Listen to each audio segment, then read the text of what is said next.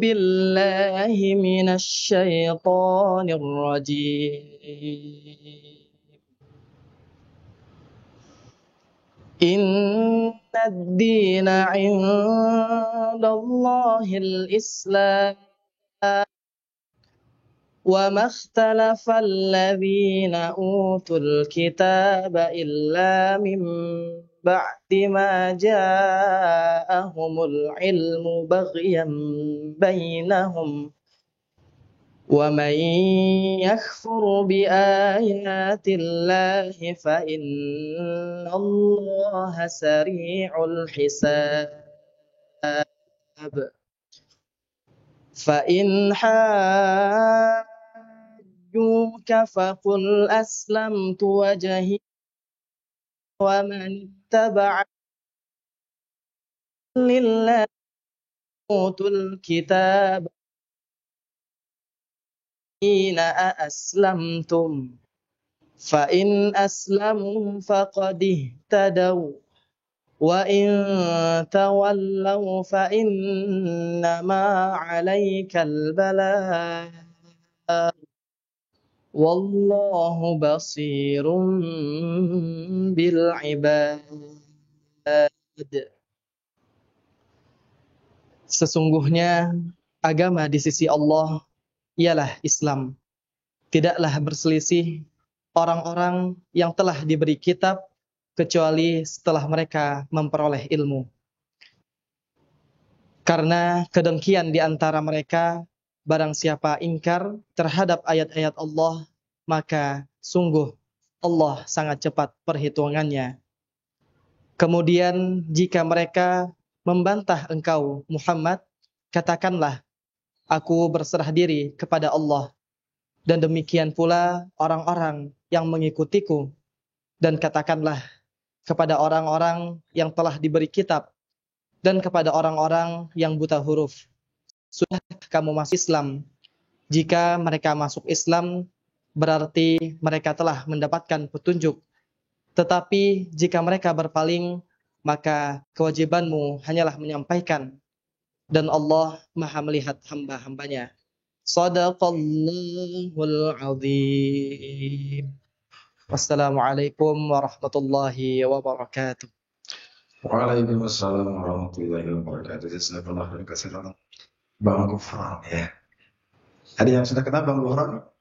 Ada peribahasa mengatakan tak kenal maka ta'aruf ya.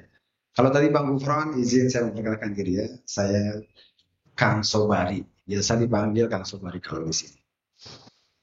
Tidak dikatakan bersyukur kepada yang di langit barang siapa yang tidak pandai berterima kasih kepada yang di bumi. Tentu saja kami ucapkan jazakumullah katsiran, wabil khusus kepada Gurunda Kiai Haji Abdullah bin Nastiar, kemudian seluruh pengurus DKM Masjid Darut Tauhid, Sivitas Akademinya seluruh KTT, kemudian jamaah semua yang hadir, kami aturkan jazakumullah katsiran. Semoga setiap langkah kakinya Allah luruskan niatnya, Allah bimbing caranya sehingga pertemuan ini menjadi pertemuan yang berarti untuk dunia kita dan bermakna untuk akhirat kita. Amin ya Allah ya rabbal alamin. Tak lupa kami juga mengucapkan terima kasih kepada media partner yang dari Quran Isyarat Indonesia, kemudian dari Info Kajian Bandung, Info Kajian Kota Bandung, Anabawi, kemudian Sister Villa. Jazakumullah khairan juga kepada supporting dari Fadhera, dari Hijacker, dari TJM 99, PT Lutfia Cahaya Heri, dari BMI, Baitul Mal Zalat Indonesia, kemudian dari Akademi Prestasi Halim Quran, Desvira Group, amalsoleh.com. Terima kasih juga kami sampaikan jazakumullah khairan kepada sponsorship dari SR12, kemudian Segeling, MR Mans, kemudian Basnas Provinsi Jawa Barat, dan BSM Rental. Baik, alhamdulillah udah 9.22. Saya diajarkan sama guru kita semua, Kiai Haji Abdullah bin Nastiar, harus tepat waktu ya. Kalau 9.22 mulai, kita mulai. Baik, Ibu ada yang pernah kenal dengan pohon dolitan? Coba angkat tangannya. Wah, Masya Allah jamaah setianya ya. yang mantengin di Instagram, YouTube-nya insya Allah. Jadi beliau ini Masya Allah memutuskan untuk memeluk agama Islam pada tahun 2014. Jadi baru 10 tahun Islamnya. Tetapi Masya Allah dakwahnya melebihi saya yang udah puluhan tahun jadi orang Islam. Tapi Masya Allah Kohdoni ini baru 10 tahun keislamannya. Tetapi sebelum masuk Islam beliau itu benar-benar mempelajari dulu tentang Islam ini hampir 7 tahun Masya Allah ya. Beliau melakukan riset dan mempelajari ulang kitab agama terdahulunya, lalu membandingkannya dengan Al-Quran. Sampai pada satu titik bahwa beliau meyakini bahwa Al-Quran adalah kitab yang disucikan karena kandungannya sesuai dengan logika dan tidak bertentangan dengan aspek sains maupun ilmu pengetahuan. Itu sebabnya tema kajian kali ini juga Islam dan rasionalitas. Ya, Kohdoni ini juga menyebarkan dakwah Islam melalui akun media sosialnya, baik itu di Instagram maupun di YouTube. Semoga Allah memuliakan beliau di dunia dan akhiratnya. Allah luruskan niat beliau, Allah bimbing setiap dakwahnya. Kita panggil guru kita kepada Kohdoni, kami silakan. Masya Allah.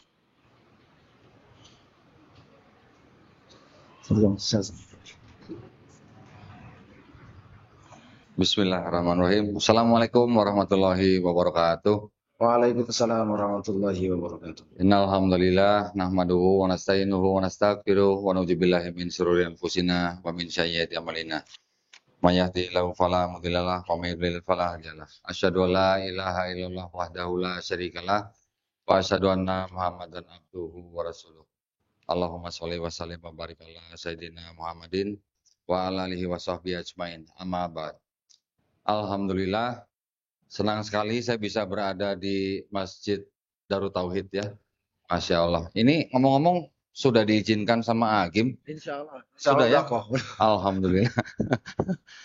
Ya, karena mungkin ya buat bapak-bapak, ibu-ibu yang mengenal dakwah kristologi memang belum semua bisa menerima ya, karena yang dibahas itu adalah kitab-kitab saudara kita yang lain. Nah, alhamdulillah buat kami ini adalah sebuah dakwah yang tauhid. Kami menganggap bahwa dakwah kristologi adalah sebuah dakwah tauhid, yaitu dakwah yang mengajak orang untuk bertauhid. Memang dakwah kami ini lebih banyak bersinggungan dengan saudara-saudara kita dari agama kekristenan. Ya, seperti mungkin kalau bapak-bapak ibu ketahui, saya juga memang dulu pernah lama di sana ya. Puluhan tahun saya, lebih dari 40 tahun saya ada di sana. Sehingga saya tahu persis apa yang kami percayai, saya juga tahu persis apa yang kami lakukan supaya kami bisa membesarkan agama kami ya. Nah, di dalam rangka untuk membentengi akidah umat Islam, saya bersama dengan Yayasan Pembina Mu'alafat Tauhid yang berpusat di Surabaya, kami memang selain membina para mu'alaf, membantu orang-orang di luar Islam yang mau masuk Islam, kami juga menempuh jalur yang disebut dengan Gausal Fikri atau perang pemikiran. Ya. Sehingga kami memang sering berinteraksi dengan saudara-saudara kita dari Kristen, khususnya di dalam dialog lintas agama. Namun apa yang kami lakukan ini bukan untuk memicu permusuhan, bukan untuk memecah belah persatuan dan kesatuan negara Republik Indonesia. Yang kami lakukan adalah supaya kita sama-sama memahami posisi kita masing-masing. Posisi kita masing-masing artinya kita sebagai orang Islam, mereka sebagai Kristen, kita sama-sama mengetahui posisi agama kita masing-masing di dalam bernegara dan berbangsa, mematuhi aturan dan undang-undang yang berlaku. Apa yang saya sebutkan di sini itu ada kaitannya dengan Undang-Undang Dasar Negara Republik Indonesia pasal 29 ayat 2 ya, yaitu kebebasan beragama kepada setiap warga negara untuk memilih dan menjalankan agama dan kepercayaannya masing-masing. Satu lagi aturan pemerintah yang wajib kita ikuti adalah keputusan bersama dua menteri ya, Menteri Agama dan Menteri Dalam Negeri nomor 1 tahun 79, yaitu tentang pensiaran agama. Di dalam keputusan bersama tersebut sudah diatur bahwa dilarang mensiarkan agama kepada orang atau kelompok orang yang sudah beragama ya. Maka dari itu saya bersama dengan Yayasan Pembina Mu'alafat Tauhid, kami senantiasa memberikan kajian-kajian seperti ini dalam rangka perbandingan agama dan juga dalam rangka menguatkan iman Islam kita serta membentengi akidah umat Islam kita, gitu ya. Jadi mungkin Bapak-bapak atau Ibu pernah mendengar ada upaya-upaya pemurtatan di Indonesia? Masih ada, Pak? Masih ada di sini? Masih ya. Kita mungkin akui nggak akui, kita lihat ya, masih ada terjadi upaya-upaya pendangkalan akidah tersebut. Bukan berarti kita mau mau memusuhi ya orang-orang Kristen, bukan. Tapi memang mereka di dalam agama mereka itu memang diperintahkan untuk mencari orang yang di luar agama mereka untuk masuk agama mereka.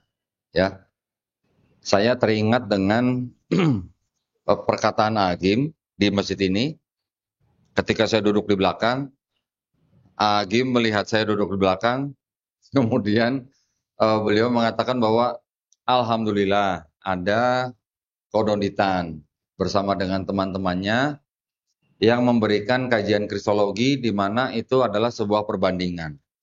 Kita misalnya nih, mau beli motor aja milih ya, mau beli mobil aja banding-bandingin ya.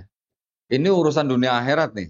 Nah, jadi kan kita harus tahu juga apa yang kita ikuti apa benar yang benar, apa yang kita ikutinnya yang satu-satunya yang benar gitu.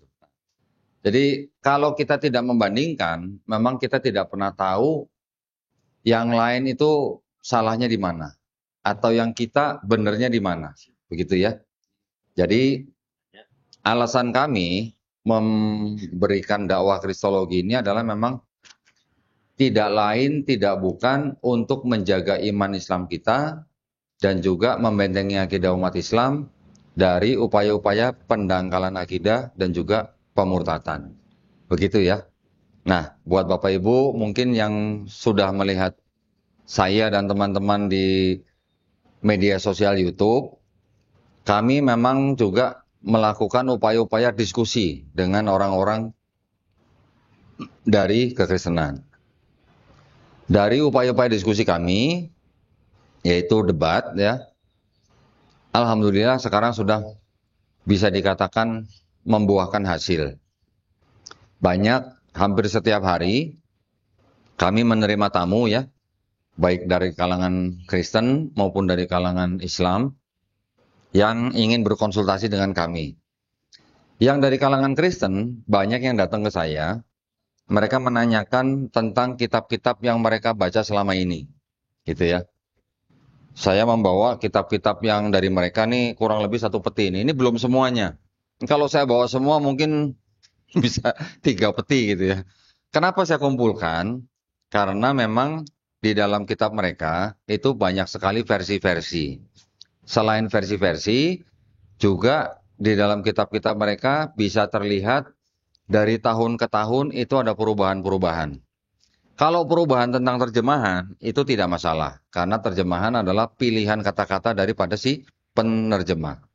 Tetapi ketika penerjemahan itu sama sekali berbeda maknanya, itu yang kadang-kadang bisa menjadi suatu misleading gitulah ya.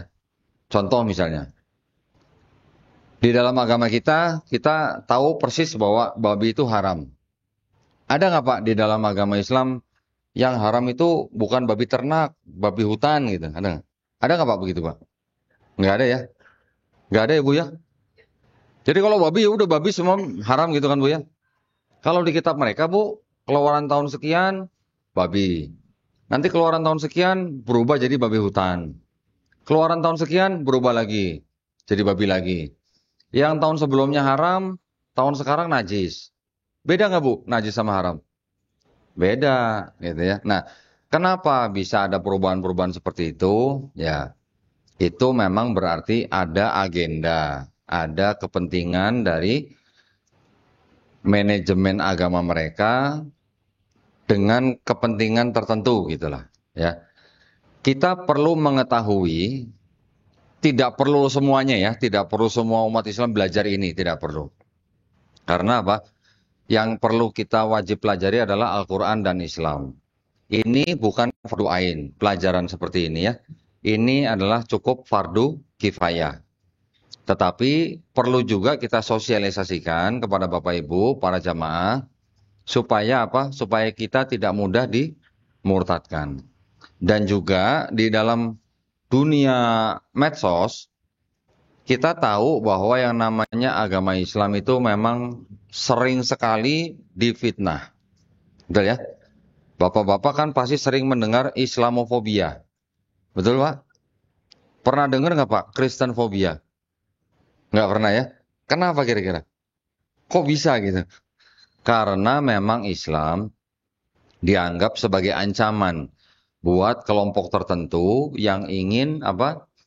Mempunyai kepentingan-kepentingan tertentu untuk menjadikan satu dunia dengan satu tatanan begitu. Ya, ini teori lah. Cuman sudah banyak juga kenyataannya. Nah, Islam sendiri itu memang menerima serangan baik dari luar maupun dari dalam. Yang dari luar kita tahu seperti tadi fitnah-fitnah di media sosial ataupun di media-media TV sering dikatakan Islam adalah agama teroris, gitu ya. Nanti kalau ada kejadian apa, bom di sini, bom di sana, selalu yang disalahkan adalah Islam. Di setiap agama, saya katakan, itu pasti ada yang namanya kelompok yang ekstrim. Di setiap agama, termasuk Islam. Sebut saja agama apa, pasti ada kelompok ekstrimnya. Tetapi jumlah kelompok yang ekstrim itu sangat-sangat sedikit dibandingkan jumlah keseluruhan. Nah, sering dijadikan generalisasi bahwa kegiatan kelompok-kelompok yang ekstrim itu disamakan atau disamaratakan dengan kelompok agama secara keseluruhan. Itu yang sering terjadi ya. Makanya kita umat Islam juga harus bisa menangkis. Kalau tidak kita yang menangkis, bagaimana dengan generasi penerus kita? Itu yang harus kita pikirkan, gitu kan? Saya termasuk dan teman-teman itu termasuk yang berkecimpung di dalam dunia perdebatan. Baik itu dalam debat offline maupun debat online. Di dalam dunia perdebatan, kita sering menerima serangan-serangan terhadap Islam. Ya. Ini contoh yang paling ringan. Orang-orang di luar Islam itu selalu ingin menjatuhkan Islam dengan cara-cara membawa iman kita goyang gitu. Contoh paling gampang. Ketika mereka bertanya misalnya, contohnya begini. Di Islam diceritakan Nabi Muhammad menerima wahyu dari malaikat Jibril di Gua Hira. Betul? Ada saksinya nggak? Ada saksinya nggak? Kita ditanya begitu nih. Kita jawabnya gimana? Kalau kita tidak tahu isi kitab mereka, kita mungkin tidak punya perbandingan. Ya kan? Kita tidak punya mau menjawabnya dari arah mana gitu. Kita sebagai umat Islam, kita diajarkan untuk menjawab apa yang kita tahu. Yang kita tidak tahu, kita bilang saja kita tidak tahu dan kita mau cari tahu gitu. Ya kan? Tetapi kalau sudah jelas bahwa Nabi Muhammad SAW menerima wahyu di Gua Hira tanpa ada saksi manusia, ya kita katakan saja tidak ada saksi manusia. Tetapi saksi yang jelas adalah Allah Subhanahu wa taala. Betul kan? Nanti kalau nggak diterima, wah enggak, yang kita tanya saksi manusia gitu. Bingung. Ya kita tinggal bilang aja nggak ada. Tetapi kalau cuman sampai di situ, lama-lama nanti mereka bisa bikin narasi yang bukan-bukan. Nah, mosok ada wahyu yang diikuti oleh sekian miliar orang, tidak ada saksinya, kok diikuti gitu. Ya kan? Itu bisa menggoyangkan iman kita, bisa menggerus gitu iman kita. Tapi kalau kita tahu isi kitab mereka, kita bisa tanya balik. Contoh misalnya, saya tahu isi kitab mereka. Saya tanya balik. Ketika di dalam kitab mereka, yang namanya Yesus, atau kita kenal dengan sebutan Nabi Isa Al-Masih, diceritakan di dalam kitab mereka dibawa oleh siapa? Oleh iblis. Yesus Kristus dibawa oleh iblis ke atas gunung yang tinggi gitu. Di atas gunung yang tinggi yang disebut Yesus Kristus itu diperlihatkan semua kerajaan dunia. Yesus Kristus ketika itu sedang dicobai oleh iblis. Ini kisah mereka ya, di dalam kitab mereka nih. Terus kemudian Yesus Kristus ditawarkan, kalau kamu mau menyembah aku, iblis, kamu akan saya serahkan seluruh kerajaan dunia. Itu cerita di dalam kitab mereka. Saya tinggal tanya balik, Yesus dibawa iblis ke gunung yang tinggi, saksinya siapa? Bener nggak? Kalau Bapak Ibu nggak tahu kisah mereka, nggak tahu kitab mereka, Ibu ditanya begitu, udah selesai. Kita cuma bilang nggak ada saksi. Mereka bisa ngoceh segala macam. Tapi kalau saya tanya begitu, mereka bisa jawab apa? Nah, jadi kita bisa menentukan begini. Kalau di dalam kitab kalian ada kisah atau ada sebuah standar ya yang kalian tidak ikuti, kenapa kalian harus menuntut standar itu dari Islam? Begitu maksudnya. Ya. Contoh lagi misalnya nanti begini. Di dalam Islam kita mempunyai hadis Bukhari, hadis Muslim. Ada kisah, ada diceritakan riwayat mengenai Nabi menikahi Aisyah. Betul? Di dalam hadis Bukhari diceritakan Nabi menikahi Aisyah usia 6 tahun. Dan hidup berumah tangga usia 9 tahun. Ya kan?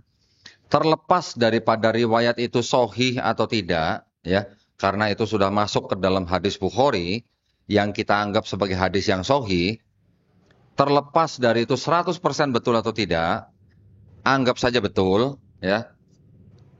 Kita bisa mempelajari atau melakukan pendekatan-pendekatan dari bukti-bukti yang lain atau faktor-faktor yang lain. Pernikahan dini untuk zaman tertentu oleh kaum tertentu itu memang ada dan memang normal, wajar pada saat itu gitu ya. Jadi kalau dikatakan menikahi usia 6 tahun berumah tangga 9 tahun, artinya usia 6 tahun Aisyah itu sudah di apa? Bertunangan gitulah ya dengan Nabi. Ini anggap saja betul. Padahal nanti kita juga bisa membaca yang lain bahwa hadis itu ada kemungkinan periwayatnya sudah pikun gitu. Karena yang meriwayatkan bernama Hisham, dia meriwayatkan itu ketika dia sudah berada di Irak, sudah berusia 70 tahun dan dianggap sudah pikun. Kita pinggirkan dulu nih yang pemikiran seperti itu. Anggap saja betul. Kalau kita tidak tahu isi kitab mereka, kita mungkin mempertahankannya bisa dengan macam-macam ya. Tapi maksudnya pontang-panting gitulah mempertahankannya. Kita hanya bisa bilang pernikahan dini pada suatu zaman untuk suatu kaum itu biasa, normal. Kita bisa melakukan pendekatan dari sisi ilmu pengetahuan.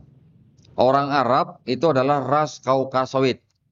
Ya, kita orang Indonesia adalah termasuk ras Mongoloid. Orang yang menyerang pernikahan Nabi dengan Aisyah, mereka biasa melihat kondisi bangsa Indonesia. Anak perempuan usia 6 tahun dilihat kondisinya, oh apakah pantas ditunangkan dengan seorang laki-laki berusia 53 tahun? Tentu pikiran orang-orang yang menyerang Islam tidak pantas, gitu kan? Terus kemudian kita juga bisa menjawab dengan begini. Ras Kaukasoid itu untuk orang-orang yang hidup di daerah yang temperaturnya panas, itu lebih cepat dewasa daripada ras Mongoloid. Ya, karena ras Kaukasoid itu sama dengan rasnya orang Barat, ras orang bule gitu. Pertumbuhan anak-anak kita bisa bedakan. Anak umur 6 tahun di Indonesia sama 6 tahun di Barat mungkin beda gitu ya. Kemudian berikutnya kita juga bisa jelaskan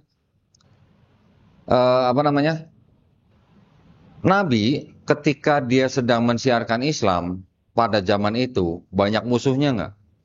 Banyak. Bahkan musuhnya adalah paman-pamannya sendiri, gitu kan?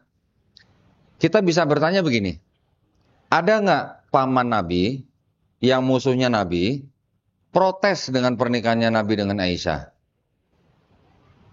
Pernah nggak kita baca hadis siapa Nabi, paman Nabi yang memprotes pernikahan Nabi dengan Aisyah? Tidak ada. Kita tidak pernah baca. Kalau tidak pernah protes, berarti apa, Bu? Berarti normal pada zaman itu, gitu, ya. Nah, kemudian kita juga mungkin bisa menjawab, oh, Pernikahan Nabi dengan Aisyah itu adalah karena perintah dari Allah Subhanahu wa taala, karena Aisyah adalah seorang wanita yang sangat cerdas sehingga dia nantinya akan menjadi periwayat hadis kedua terbesar atau terbanyak di dalam Islam, ya. Kurang lebih 2000 atau 2200 hadis begitu. Jadi pernikahan Nabi dengan Aisyah itu adalah sebagai petunjuk untuk umat Islam bagaimana yang namanya pernikahan harus dilakukan sesuai dengan sunnah Rasul gitu. Bisa dijawab dengan begitu. Tetapi mungkin mereka masih banyak yang tidak puas gitu ya. Pasti masih banyak serangan lah. Nanti disebut pedofil dan segala macam, ya kan? Kita bisa menjawab begini. Sebutan pedofil itu baru ada di abad ke-19. Pedofil itu adalah sebuah penyakit kejiwaan. Ada ciri-cirinya. Biasanya orangnya pendek. Biasanya orangnya punya ciri-ciri tertentu begitulah. Kita bisa membaca dari riwayat pernikahan Nabi dan Aisyah, itu pernikahan yang bahagia atau pernikahan yang tidak bahagia.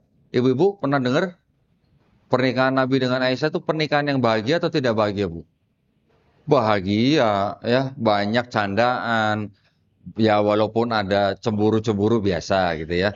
Tetapi pernikahan Nabi dengan Aisyah diceritakan di semua hadis adalah pernikahan yang bahagia.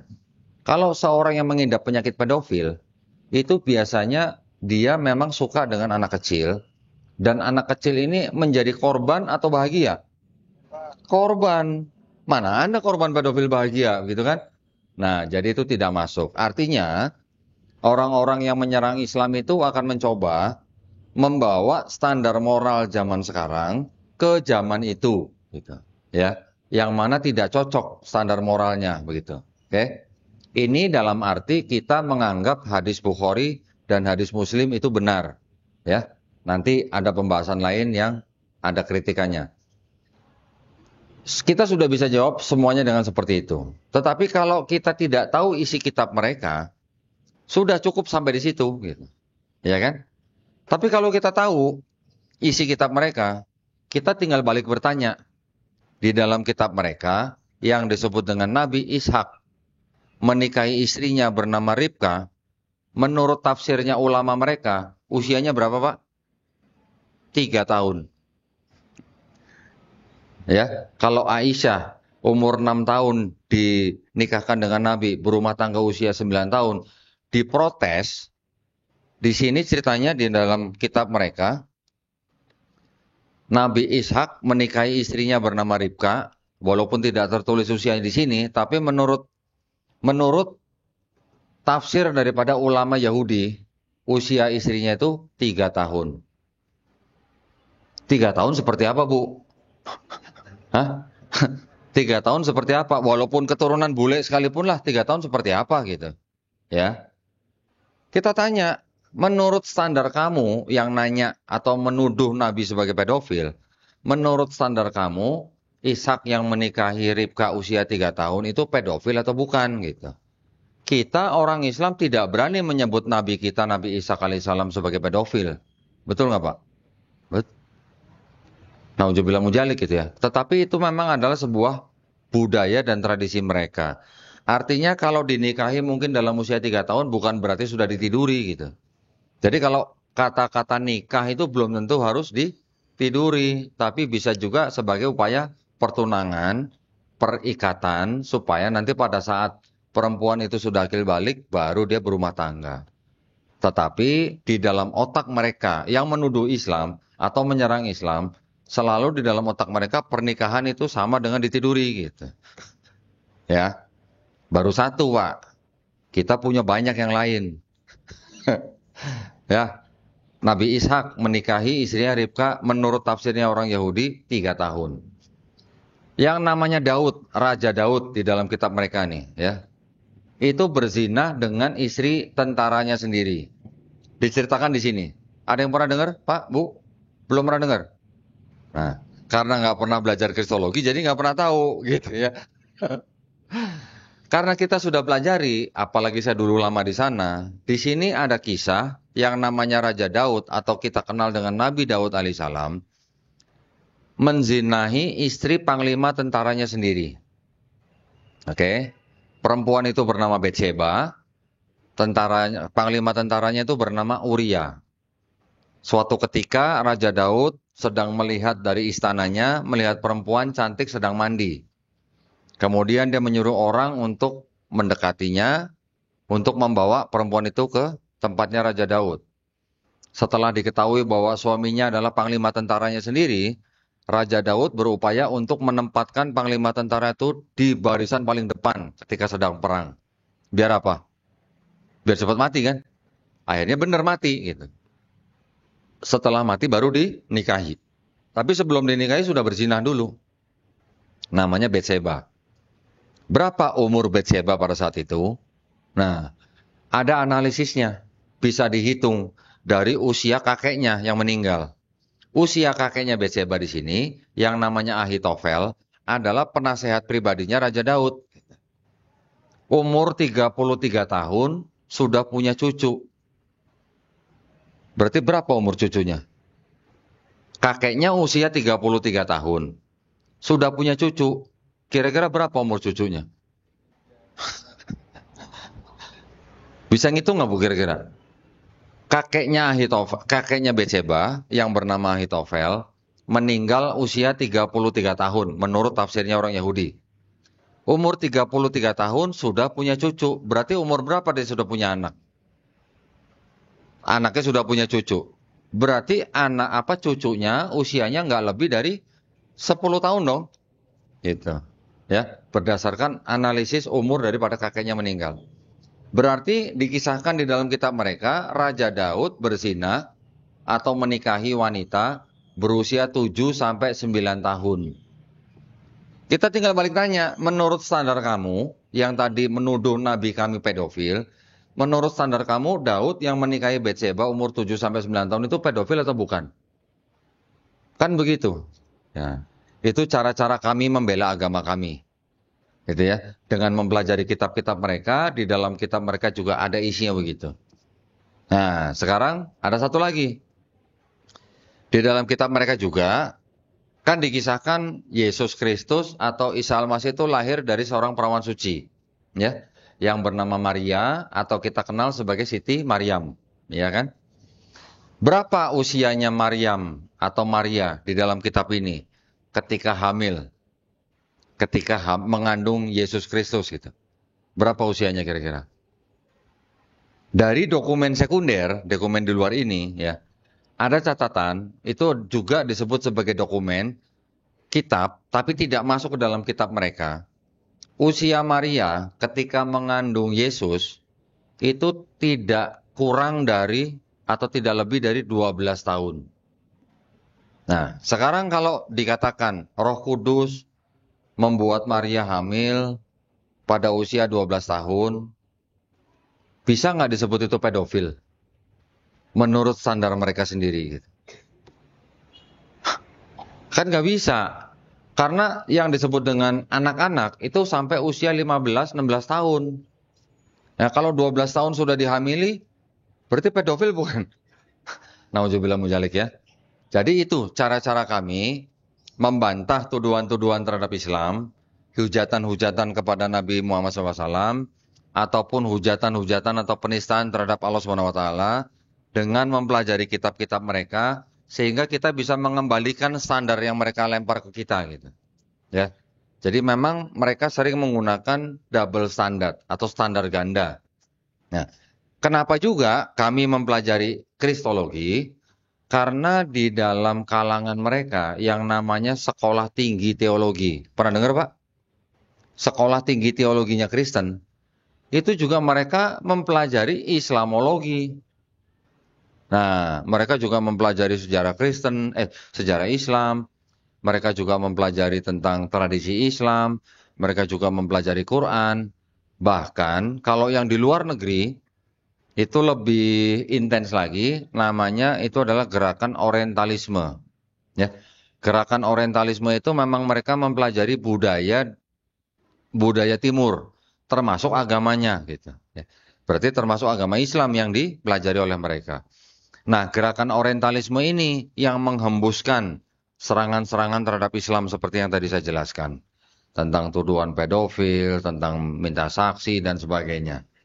Masih ada nggak serangan-serangan terhadap Islam sampai sekarang, Pak, Bu? Masih banyak, ya. Di luar sana masih banyak yang mencoba menyerang Islam. Kenapa kira-kira Islam kok diserang terus gitu? Kenapa? Karena umat Islam itu yang memang bisa dikatakan dari keluarga inti, suami, istri, anak, itu yang mencoba menanamkan akhlak Islam supaya apa? Supaya bisa bermasyarakat dengan baik dan menerima dan menolak racun-racun di dalam masyarakat. Racun-racun dalam masyarakat apa kira-kira, Bu? Judi, ya kan? Apalagi minuman keras, obat-obatan terlarang, betul kan? Seks bebas. Apalagi pelacuran. Ini kan semua adalah bentuk-bentuk racun masyarakat yang ditolak mentah-mentah oleh Islam. Nah, sekarang yang punya kepentingan dengan ini, otomatis kalau mereka mau bisnisnya lancar, yang diserang siapa? Ya Islam. Belum lagi di luar ini. Di luar ini ada lagi nanti orang-orang yang punya kepentingan untuk kepentingan bisnis mereka. Contoh misalnya apa? Mereka mencoba merusak Islam dengan 5 F, 5 huruf F ya Bu ya. Pertama apa? Food, makanan. Makanan dari barat, ya, walaupun mungkin halal, tetapi bagaimana? Apakah efeknya pasti bagus buat kita? Belum tentu, ya Bu ya. Makanan-makanan dari barat, junk food dan segala macam, itu bisa dipakai untuk merusak umat Islam juga. Yang kedua apa? Film. Bisa nggak Bu? Pak, film dipakai untuk merusak Islam? Bisa. Banyak film-film dari luar, dari barat yang disisipi dengan apa? Konten-konten yang isinya bisa menggerus iman Islam. Ya kan? Setelah food, film, apalagi? Fashion. Nah, fashion ini biasanya mengarah kepada ibu-ibu nih. Gitu kan? Ibu-ibu yang sudah pakai hijab, bagus. Disebut begini. Islam itu menindas perempuan. Pernah dengar Bu? Banyak yang begitu. Di luar negeri banyak yang begitu ya. Di luar negeri itu banyak yang menyerang hijab muslimah. Dikatakan sebagai alat untuk menindas perempuan dalam Islam. Mana perempuan kok nggak bisa bebas berekspresi dengan memamerkan keindahan rambutnya gitu. Yang ngomong begitu siapa? Yang jualan shampoo, yang jualan pewarna rambut, ya, yang jualan kosmetik. Begitu Pak. Gitu. Jadi Islam diserang dengan begitu. Food, film, fashion, apalagi freedom. Freedom apa? Kebebasan. Anak-anak muda, kita sudah ditanamkan bahwa kita nih harus boleh bebas gitu. Menjauhkan mereka dari nilai-nilai Islam. Menghormati orang tua dan segala macam. Coba kalau di barat, seorang anak manggil ayahnya apa? Cukup dengan namanya aja. Ya, mungkin kalau ada kalangan-kalangan mereka yang masih konservatif, baru mereka memanggil dengan dad misalnya. Tapi banyak juga di sana memanggil orang tuanya hanya dengan nama gitu. Iya kan? Nah, nanti ada food, film, fashion, freedom, satu lagi apa? Fun. Keceriaan. Pesta pora, ya. Hura-hura gitulah. Seperti itu, hal-hal seperti itu yang memang dipakai untuk melemahkan orang Islam. Ya. Nah, sekarang kembali lagi nih ke sini. Kita sering mendengar pemurtatan. Kita sering mendengar orang-orang di kalangan mereka itu melakukan upaya-upaya untuk mencegah Islam menjadi agama yang terbesar di dunia, gitulah ya. Contohnya dengan apa? Pernikahan beda agama. Betul? Banyak Bu, ya, sering ya. Saya sering didatangi oleh pasangan-pasangan yang ternyata mereka sudah menikah tapi beda agama. Gimana kalau udah begitu? Banyak yang bilang, oh orang Islam itu kan boleh nikah dengan ahli kitab. Ada ya ayatnya Pak ya? Bener nggak? Begitu. Kalau menikah dengan Kristen, itu boleh nggak? Kristen ahli kitab bukan Bu? Taunya bukan dari mana? Nah, kita kadang-kadang tidak paham gitu ya. Yang disebut dengan ahli kitab itu apa? Ahli kitab itu kan berarti orang atau kaum yang pernah diberikan kitab sebelumnya. Betul kan? Kalau orang yang pernah diberikan kitab sebelumnya di dalam pandangan Islam itu Bani apa? Bani Israel. Betul kan? Kalau Kristen yang kita kenal sekarang, apakah mereka termasuk bagian dari Bani Israel? Bukan kan? Nah, kalau mereka bukan Bani Israel, artinya mereka bukan Bani yang pernah menerima kitab sebelumnya. Apakah boleh kita sebut mereka ahli kitab?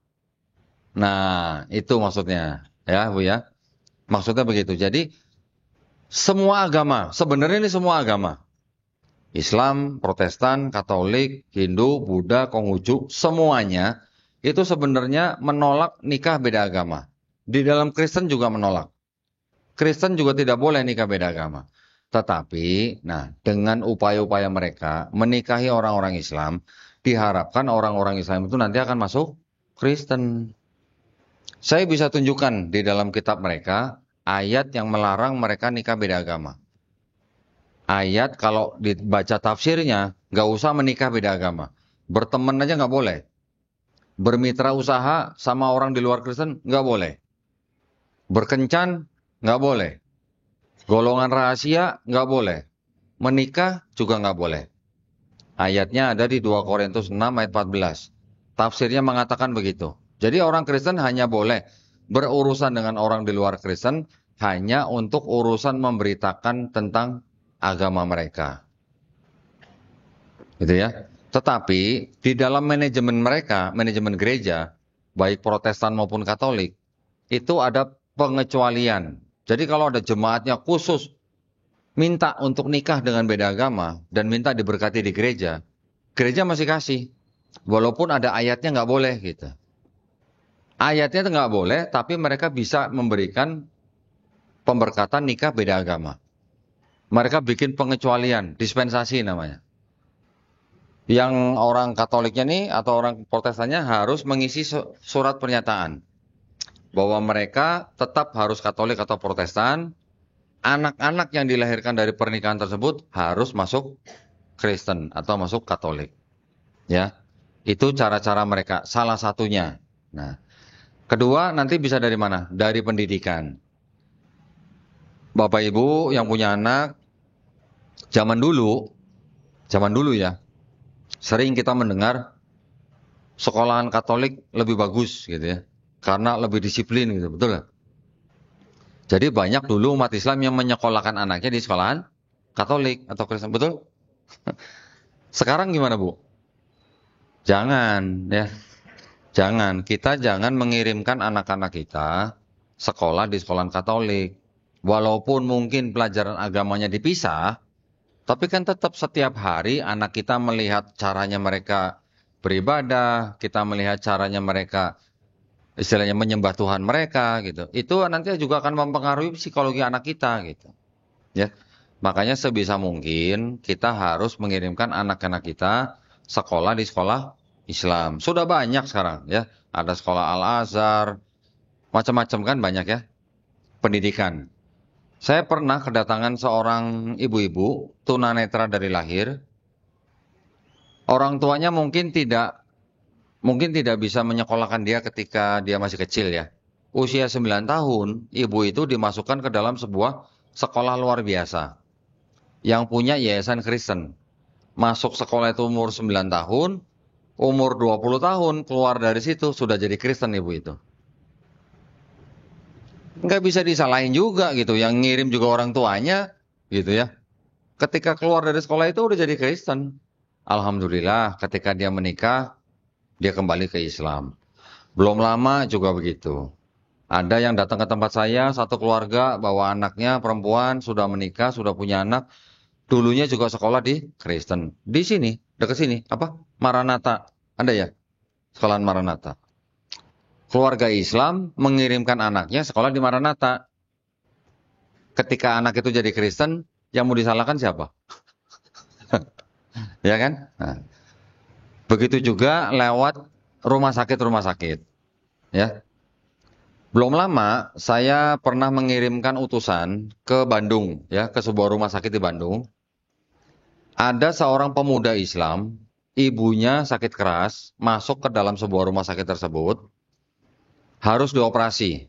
Karena si pemuda ini tidak mengurus BPJS-nya, jadi dia tidak punya dana untuk operasi ibunya. BPJS-nya mungkin nunggak gitulah. Akhirnya saya mengirim utusan ke rumah sakit tersebut, diskusi dengan pemuda itu bilang, rumah sakit itu mau menanggung biaya operasi ibunya. Tapi dengan syarat masuk Kristen. Akhirnya apa? Ya udah, akhirnya kita bantu untuk melunasi tunggakan BPJS-nya, terus kita keluarkan dari rumah sakit tersebut. Masih ada yang begitu, Pak. Di dalam rumah sakit Kristen, itu nanti ada lagi, ketika ada pasien, bukan Kristen, dia sedang sakaratul maut, orang keluarganya disuruh keluar, nggak boleh nungguin, Pak. Nanti yang masuk tim dari mereka. Nanti caranya bagaimana? Simsalabim tiba-tiba orang itu udah jadi Kristen. Itu banyak juga terjadi. Nah, ya, jadi Bapak Ibu, kita harus berhati-hati. Kita harus menjaga keluarga kita menjaga saudara kita menjaga teman-teman kita, khususnya dari umat Islam, dari pendangkalan akidah, dan juga dari upaya-upaya pemurtatan. Ya, ini saya dikasih waktu sampai jam berapa ini? 10.22. 10? 22. Oke, 20 menit lah ya, kurang lebih 15 menit.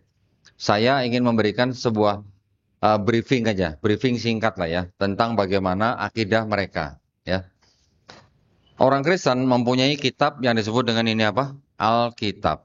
Ya, kita sebagai umat Islam jangan menyebut ini Alkitab. Kenapa? Kok begitu? Tulisannya kan Alkitab, betul.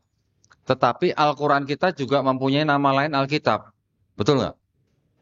Ya kan? Al-Quran kita nama lainnya juga Alkitab. Jadi kalau ada buku begini, bukan Al-Quran, ya kita jangan sebut Alkitab, gitu ya.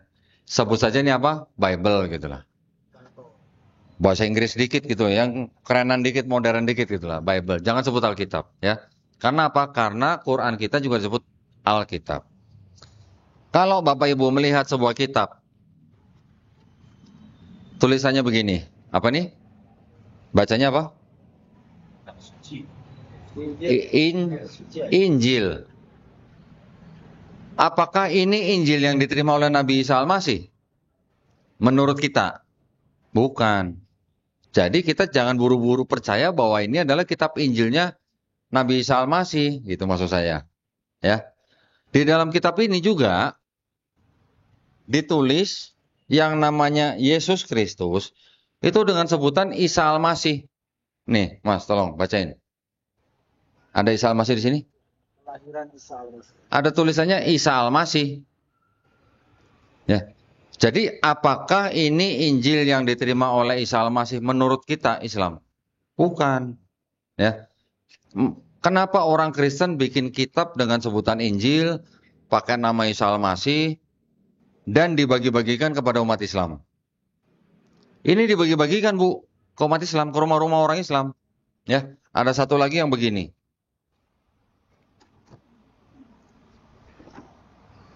Bentar ya. Wah, udah di bawah nih. Mejanya kurang gede kayaknya nih. Mirip nggak dengan cover Quran? Hah? Mirip nggak? Mirip ya? Tapi tulisannya apa? Kitab suci, Injil. Ini dan ini dibagi-bagikan ke rumah-rumah orang Islam. Tujuannya apa? Untuk mengajak umat Islam masuk agama mereka. Ya, ini dulu banyak divideokan, dibagi-bagikan kepada umat Islam dengan mengatakan ini loh Injil yang diterima oleh Isa Al-Masih. Gitu. Nah, namanya di sini Isa Al-Masih, bahkan di sini ada kata-kata insya Allah malah. Oh benar, ada kata-kata insya Allah. Mau bukti Pak? Saya buka ini, Mas bacain ya. Tapi bacanya jangan pakai Bismillah ya. Sebentar. Nah ini yang saya garis bawah ini. Tolong dibacain. Ada kata apa di situ? Seharusnya kamu berkata, insya Allah kami akan hidup dan akan berbuat begini atau begitu. Coba. Saya punya kitab lain. Sayang saya nggak bawa ya. Yang cetakan tahun 1916, Pak. 1916. Ada kata Assalamualaikum. Ada kata Isal Masih. Ada kata-kata Insya Allah. Ada kata-kata Masjid. Ada kata-kata Ka'bah. Buat apa coba? Kalau nggak untuk mendekati umat Islam. Gitu. Ya. Nah, jadi maksud saya, kita harus berhati-hati ketika kita melihat kitab-kitab mereka. Jangan buru-buru menganggap bahwa itu adalah kitab-kitab yang disebut di dalam Quran kita gitu. Ya. Quran sering menyebut bahwa Quran itu membenarkan kitab-kitab yang diberikan atau diturunkan sebelumnya. Betul kan? Jadi artinya Quran itu mempunyai fungsi sebagai musodik. Membenarkan kitab-kitab yang diberikan kepada Bani Israel sebelumnya. Namun juga Quran juga mempunyai fungsi lain yaitu Al-Muhaimin. Sebagai batu ujian. Sebagai pengoreksi. Sebagai pembeda. Ya. Artinya apa yang sudah disalahpahami oleh Bani Israel sebelumnya dikoreksi oleh Quran, ya. Kemudian setelah itu Quran juga mempunyai fungsi al-mubayyin, menjelaskan apa yang disalahpahami, apa yang sudah diselewengkan, dikoreksi dan dijelaskan oleh Quran. Contoh ketika disebutkan di dalam kitab mereka Yesus disalib, bangkit hari ketiga, dibantah oleh Quran, ya kan? Nabi Isa alaihissalam tidak dibunuh dan tidak disalib. Kalau di kitab mereka dikatakan ada namanya istilahnya Bapa, Firman, Roh Kudus dan ketiganya satu gitu. Ya.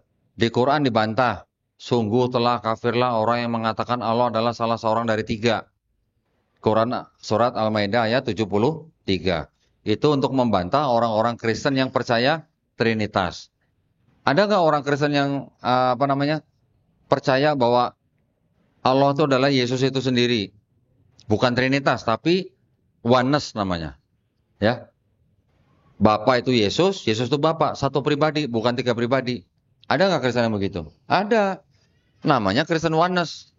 Dibantah oleh Quran surat Al-Maidah ayat 72.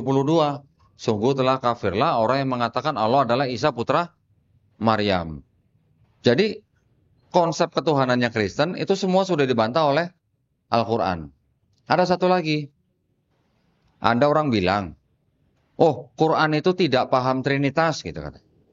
Kenapa? Karena di Quran surat Al-Maidah ayat 116 dikatakan ada dialog antara Allah SWT dengan Nabi Isa alaihissalam, di mana Allah bertanya kepada Nabi Isa, apakah kamu pernah menjadikan dirimu dan ibumu menjadi sesembahan selain aku? Betul? Betul kan? Ada ayat begitu kan? Orang di luar Islam bilang, oh itu Quran nggak paham Trinitas. Trinitas itu bukan Bapa, Yesus dan Maria. Trinitas itu Bapa, Yesus dan Roh Kudus. Kenapa di Quran kok dianggapnya Nabi Isa dan ibunya dan Allah gitu? Berarti Quran nggak paham Trinitas dong. Gimana jawabnya? Gimana jawabnya? Yang nanya gitu seorang profesor loh. Yang nanya begitu seorang profesor. Gimana jawabnya dong? Berarti Quran nggak paham Trinitas dong. Orang Trinitasnya itu Bapa, Yesus dan Roh Kudus. Kok di Quran disebutnya Allah, Isa dan ibunya Maryam? Yang ngomong begitu tidak tahu bahwa di abad keempat ada Kristen-Kristen yang menyembah Maria atau Maryam. Namanya apa? Kelompok Kristen Mariamites atau Kristen Koliridianisme. Nah, salah nggak Quran kalau gitu? Ya nggak salah, orang zaman dulu ada Kristen yang nyembah Maria gitu loh. Ya kan? Jadi semua konsep ketuhanan Kristen sudah dibantah oleh Quran tuntas gitu. Enggak ada yang salah. Quran bukan nggak ngerti Trinitas. Mereka yang nggak tahu bahwa ada Kristen yang menyembah Maria. Karena ada Kristen yang menyembah Maria sebagai Tuhan, makanya kelompok Kristen yang dominan pada waktu itu sampai membuat konsili namanya Konsili Efesus tahun 431 Masehi yang menyatakan bahwa Maria adalah disebut Theotokos yang menghantarkan Tuhan ke bumi gitu. Jadi Tuhan mau ke bumi perlu diantar sama seorang wanita gitu. Menurut mereka. Jadi mereka menganggap bahwa Kristen yang menyembah Maria itu adalah aliran sesat gitu. Berarti kan Quran nggak salah. Quran sudah mengetahui bahwa ada orang-orang yang menyembah Maria sebagai Tuhan. Makanya dibantah di Quran surat Al-Maidah ayat 116. Nah, kita belajar begini, kita mengetahui akidah mereka, bukan berarti saya mengajak Bapak Ibu untuk membenci orang Kristen ya, bukan ya. Saudara keluarga besar saya juga masih banyak yang Kristen. Bukan berarti saya mengajak Bapak itu benci Kristen, tetapi kalau kita mengetahui akidah mereka, seperti tadi, apa dari kisah mereka, kan ketika Bapak Ibu dicoba atau dirayu atau diajak untuk masuk agama mereka, kan Bapak Ibu sudah tahu duluan gitu loh. Ya, jangan udah murtad, taunya belakangan baru balik lagi gitu kan. Jangan begitu kan. Ya, agama jangan buat mainan. Tetapi kita juga bukan berarti menolak orang-orang yang sudah murtad untuk kembali ke Islam, tidak. Allah Subhanahu wa taala Maha memberi taubat, ya. Allah Subhanahu wa taala Maha pengasih dan disebutkan bahwa sebaik-baiknya manusia adalah manusia yang bertaubat. Jadi ketika ada saudara kita mungkin yang sudah sempat murtad kembali kepada Islam, kita juga harus bisa menerima dengan segala kebaikan untuk mereka supaya mereka bisa istiqomah menjadi muslim yang baik gitu ya. Nah, sebelum saya akhiri ini, saya ingin memberikan pengetahuan sedikit kepada Bapak Ibu bahwa di dalam kitab mereka ya, yang disebut dengan ini, Bible ini, saya sebutnya Bible ya. Ini terdiri dari 66 surat. Ini kitab ini. Ini punyanya Kristen Protestan, ya, 66 surat. Di dalam kitab ini ada kira-kira 75%-nya. Nah ya, ini ada yang indeks warna hitam, ada indeks yang warna merah ya. Yang indeks warna hitam ini sebenarnya ini bukan punya orang Kristen. Oh, kok begitu? Wah, kok Doni ngawur nih gitu. Ini yang indeks warna hitam disebut Perjanjian Lama, yang merah disebut Perjanjian Baru. Yang punya Kristen itu sebenarnya hanya yang indeks warna merah nih. Yang indeks warna hitam ini punyanya siapa? Punyanya orang Yahudi. Ya. Ini kitabnya nih. Saya kalau ngomong kan harus ada barbuknya. Ini barbuknya. Ini kitabnya orang Yahudi ini. Kitabnya orang Yahudi ini disusun kira-kira tahun 450 sebelum Masehi. Kalau sebelum Masehi berarti kan sebelum ada Nabi Isa alaihissalam. Ya, 450 sebelum Masehi. Kitab ini diterjemahkan dari bahasa Ibrani ke bahasa Yunani. Jadi kitab ini. Nah, ini namanya kitab Septuaginta. Kitab ini terjemahan dari kitab ini dalam bahasa Ibrani menjadi kitab dalam bahasa Yunani. Menjadi ini. Ini diterjemahkan kemudian di abad keempat Masehi. Berarti abad 3 sebelum Masehi sampai abad 4 Masehi. Berarti jarak berapa tuh? 700 tahun. Ya, 700 tahun. Kitab yang ini itu dijadikan satu dengan kitabnya orang Kristen. Ini kitab orang Kristen nih. Ini yang disebut dengan Perjanjian Baru. Ya, isinya dari Matius sampai Wahyu. Kalau yang ini punya orang Yahudi. Urutannya dari Kejadian sampai 2 Tawarikh. Ketika sudah menjadi kitabnya orang Kristen, urutannya berubah jadi Kejadian sampai Maliaki. Kitab yang ini dijadikan satu dengan kitabnya orang Kristen. Inilah kitabnya orang Kristen sekarang gitu. Ya. Nah, sekarang pertanyaannya, kalau kitabnya orang Yahudi, yang berhak menafsirkan siapa? Ya orang Yahudi dong, rabi-rabinya dong. Kalau Quran yang berhak menafsirkan siapa? Ya ulama Islam dong, gitu kan? Kalau kitabnya orang Kristen, yang berhak menafsirkan siapa? Ya orang Kristen. Tetapi yang terjadi adalah orang Kristen menafsirkan kitabnya orang Yahudi yang sudah jadi ini dengan kacamata Kristen. Gitu, ya. Sehingga seolah-olah kitabnya yang ini itu seolah-olah meramalkan kedatangan Yesus di sini gitu. Di kitabnya orang Kristen, seolah-olah. Kenapa? Karena kitab yang ini terjemahannya sudah diubah-ubah oleh orang Kristen di abad kedua, ketiga, keempat gitu. Sehingga ketika sudah menjadi kitab orang Kristen ini, yang tadinya Perjanjian Lama punya orang Yahudi ini, Seolah-olah ini menjadi bagian yang tidak dapat dipisahkan dengan kitab Perjanjian Baru.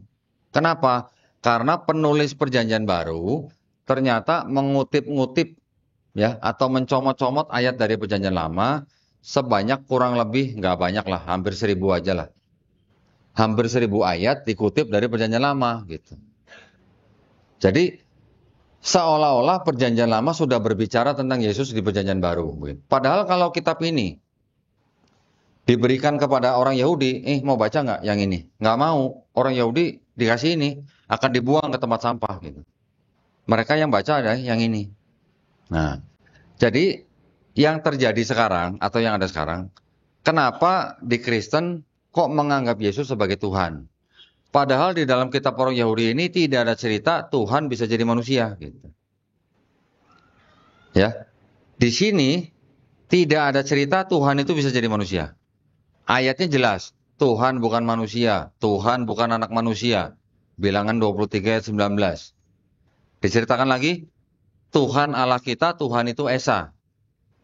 Diceritakan lagi, tidak ada sesuatu apapun yang serupa dengan aku di bumi. Keluaran 9 ayat 14. Kalau tadi yang mengatakan Tuhan Allah kita, Tuhan itu Esa, Ulangan 6 ayat 4. Sama nggak kira-kira dengan Qul huwallahu ahad, Allahu somad, lam yalid walam yulad walam yakullahu kufuwan ahad. Sama nggak Pak kira-kira? Sama sebenarnya. Jadi orang Yahudi sebenarnya konsep ketuhanannya juga tauhid Pak. Ya. Mereka juga tidak percaya Tuhan bisa jadi manusia. Nah, ketika ke Kristen, kok bisa tiba-tiba Tuhan itu bisa jadi Yesus gitu? Dari mana? Nah, itu adalah pengaruh atau adopsi dari agama-agama misteri. Oh, apa tuh agama misteri? Agama kok misteri apa tuh? Itu adalah agama-agama sebelumnya yang sudah ada ribuan tahun sebelumnya yang sudah menyembah Tuhan dalam bentuk triad. Triad itu apa, Pak? Triad itu 3 tapi 1, 1 tapi 3 gitu. Ya, contoh di Babilonia, orang-orang sana dulu menyembah siapa? Namrus, Tamrus, Semiramis. Ini trinitas pertama nih, Pak. Sebelum ada trinitas Kristen, ini sudah ada trinitas yang lain, yang sebelumnya, ribuan tahun sebelumnya. Namrus, Tamrus, Semiramis.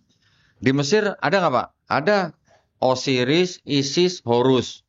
Itu juga trinitas. Di India ada nggak? Ada Trimurti, Brahma, Wisnu, Siwa. Di Eropa ada nggak? Ada. Ada yang namanya Dewi Kapitolania. Tubuhnya 1, mukanya 3. Jadi semuanya berbentuk 3 tapi 1, 1 tapi 3. Ya. Artinya konsepnya sama, tapi mungkin detailnya berbeda. Detailnya memang di dalam Quran jauh lebih bagus. Tetapi konsepnya mirip. Nanti di agama-agama Yahudi ada yang namanya Hellenistic philosophy. Ada dewa Zeus, punya anak Hermes. Tahu Hermes, Bu? Ibu tahu Hermes? Hah? Biasanya kalau ibu-ibu Hermes hafal ya. Merek Hermes gitu ya. Merek tas gitu ya, Bu ya. Jadi ada dewa Zeus punya anak namanya Hermes. Punya anak namanya Helen. Punya anak namanya Hercules. Punya anak namanya Perseus. Dewa Zeus ini adalah seorang dewa atau dewa yang digambarkan boleh dikatakan celamitan gitu ya. Anaknya sampai 100 gitu. Nah, diceritakan dewa Zeus ini sebagai dewa yang paling tinggi bisa punya anak dari manusia. Di dalam Kristen juga diceritakan Tuhan yang paling tinggi disebut Bapa punya anak dari manusia, Yesus gitu. Makanya Hercules disebut setengah manusia setengah dewa, Yesus disebut sepenuhnya manusia sepenuhnya Tuhan. Di Islam juga percaya, ya Allah Subhanahu Wa Taala punya istilahnya bisa menciptakan Nabi Isa alaihissalam dari manusia. Kok mirip gitu? Seolah-olah gitulah, mirip gitu. Kalau di Islam kan kita tidak menyebut Nabi Isa alaihissalam sebagai putra Allah, ya kan? Dan di dalam Islam kita tidak menyembah Nabi Isa alaihissalam sebagai Tuhan atau sebagai Allah itu sendiri. Betul kan? Jadi beda konsepnya. Kalau di dalam Islam yang harus kita pahami begini. Kenapa Allah Subhanahu Wa Taala kok menciptakan Nabi Isa alaihissalam dari seorang wanita saja tanpa suami? Karena pada zaman itu, ya, memang orang banyak percaya bahwa ada dewa punya anak dari manusia. Gitu loh. Makanya Allah Subhanahu wa taala mungkin memberikan istilahnya menurunkan mujizatnya yang bisa melampaui mereka. Ya, bisa melampaui orang-orang sebelumnya. Contoh seperti Nabi Musa alaihissalam diutus Allah Subhanahu wa taala kepada siapa? Kepada Firaun. Firaun punya tukang sihir ya, yang hebat-hebat kan? Bisa nggak mujizat yang dibawa oleh Nabi Musa alaihissalam mengalahkan tukang sihirnya Firaun? Bisa dengan mudah kan? Ular yang diciptakan oleh tukang sihir Firaun dimakan oleh ular dari tongkatnya Nabi Musa alaihissalam. Seperti itulah modelnya kurang lebih. Nah, jadi kenapa bisa timbul Kristen? Karena memang orang-orang pada zaman itu mengadopsi yang namanya budaya Helenisme dari Yunani. Mengadopsi agama paganisme termasuk dari Romawi. Dan juga mengadopsi ajaran-ajaran Platonisme. Pernah dengar Pak, Platonisme? Ajaran-ajaran filosofi dari Yunani lah. Kurang lebih seperti itu. Jadi bukti-buktinya saya semuanya ada di sini, ya. Bukti-buktinya ada. Yang mengatakan malah dari sumber mereka sendiri gitu. Jadi kekristenan memang timbul dari Helenisme Yunani, paganisme Romawi, dan juga Platonisme. Nah, ini buat bukti ya, sebelum saya tutup ya. Udah lewat 2 menit nih. Supaya nanti saya jangan dikira asumsi ya. Mana kitab saya? Ini supaya yakin gitu.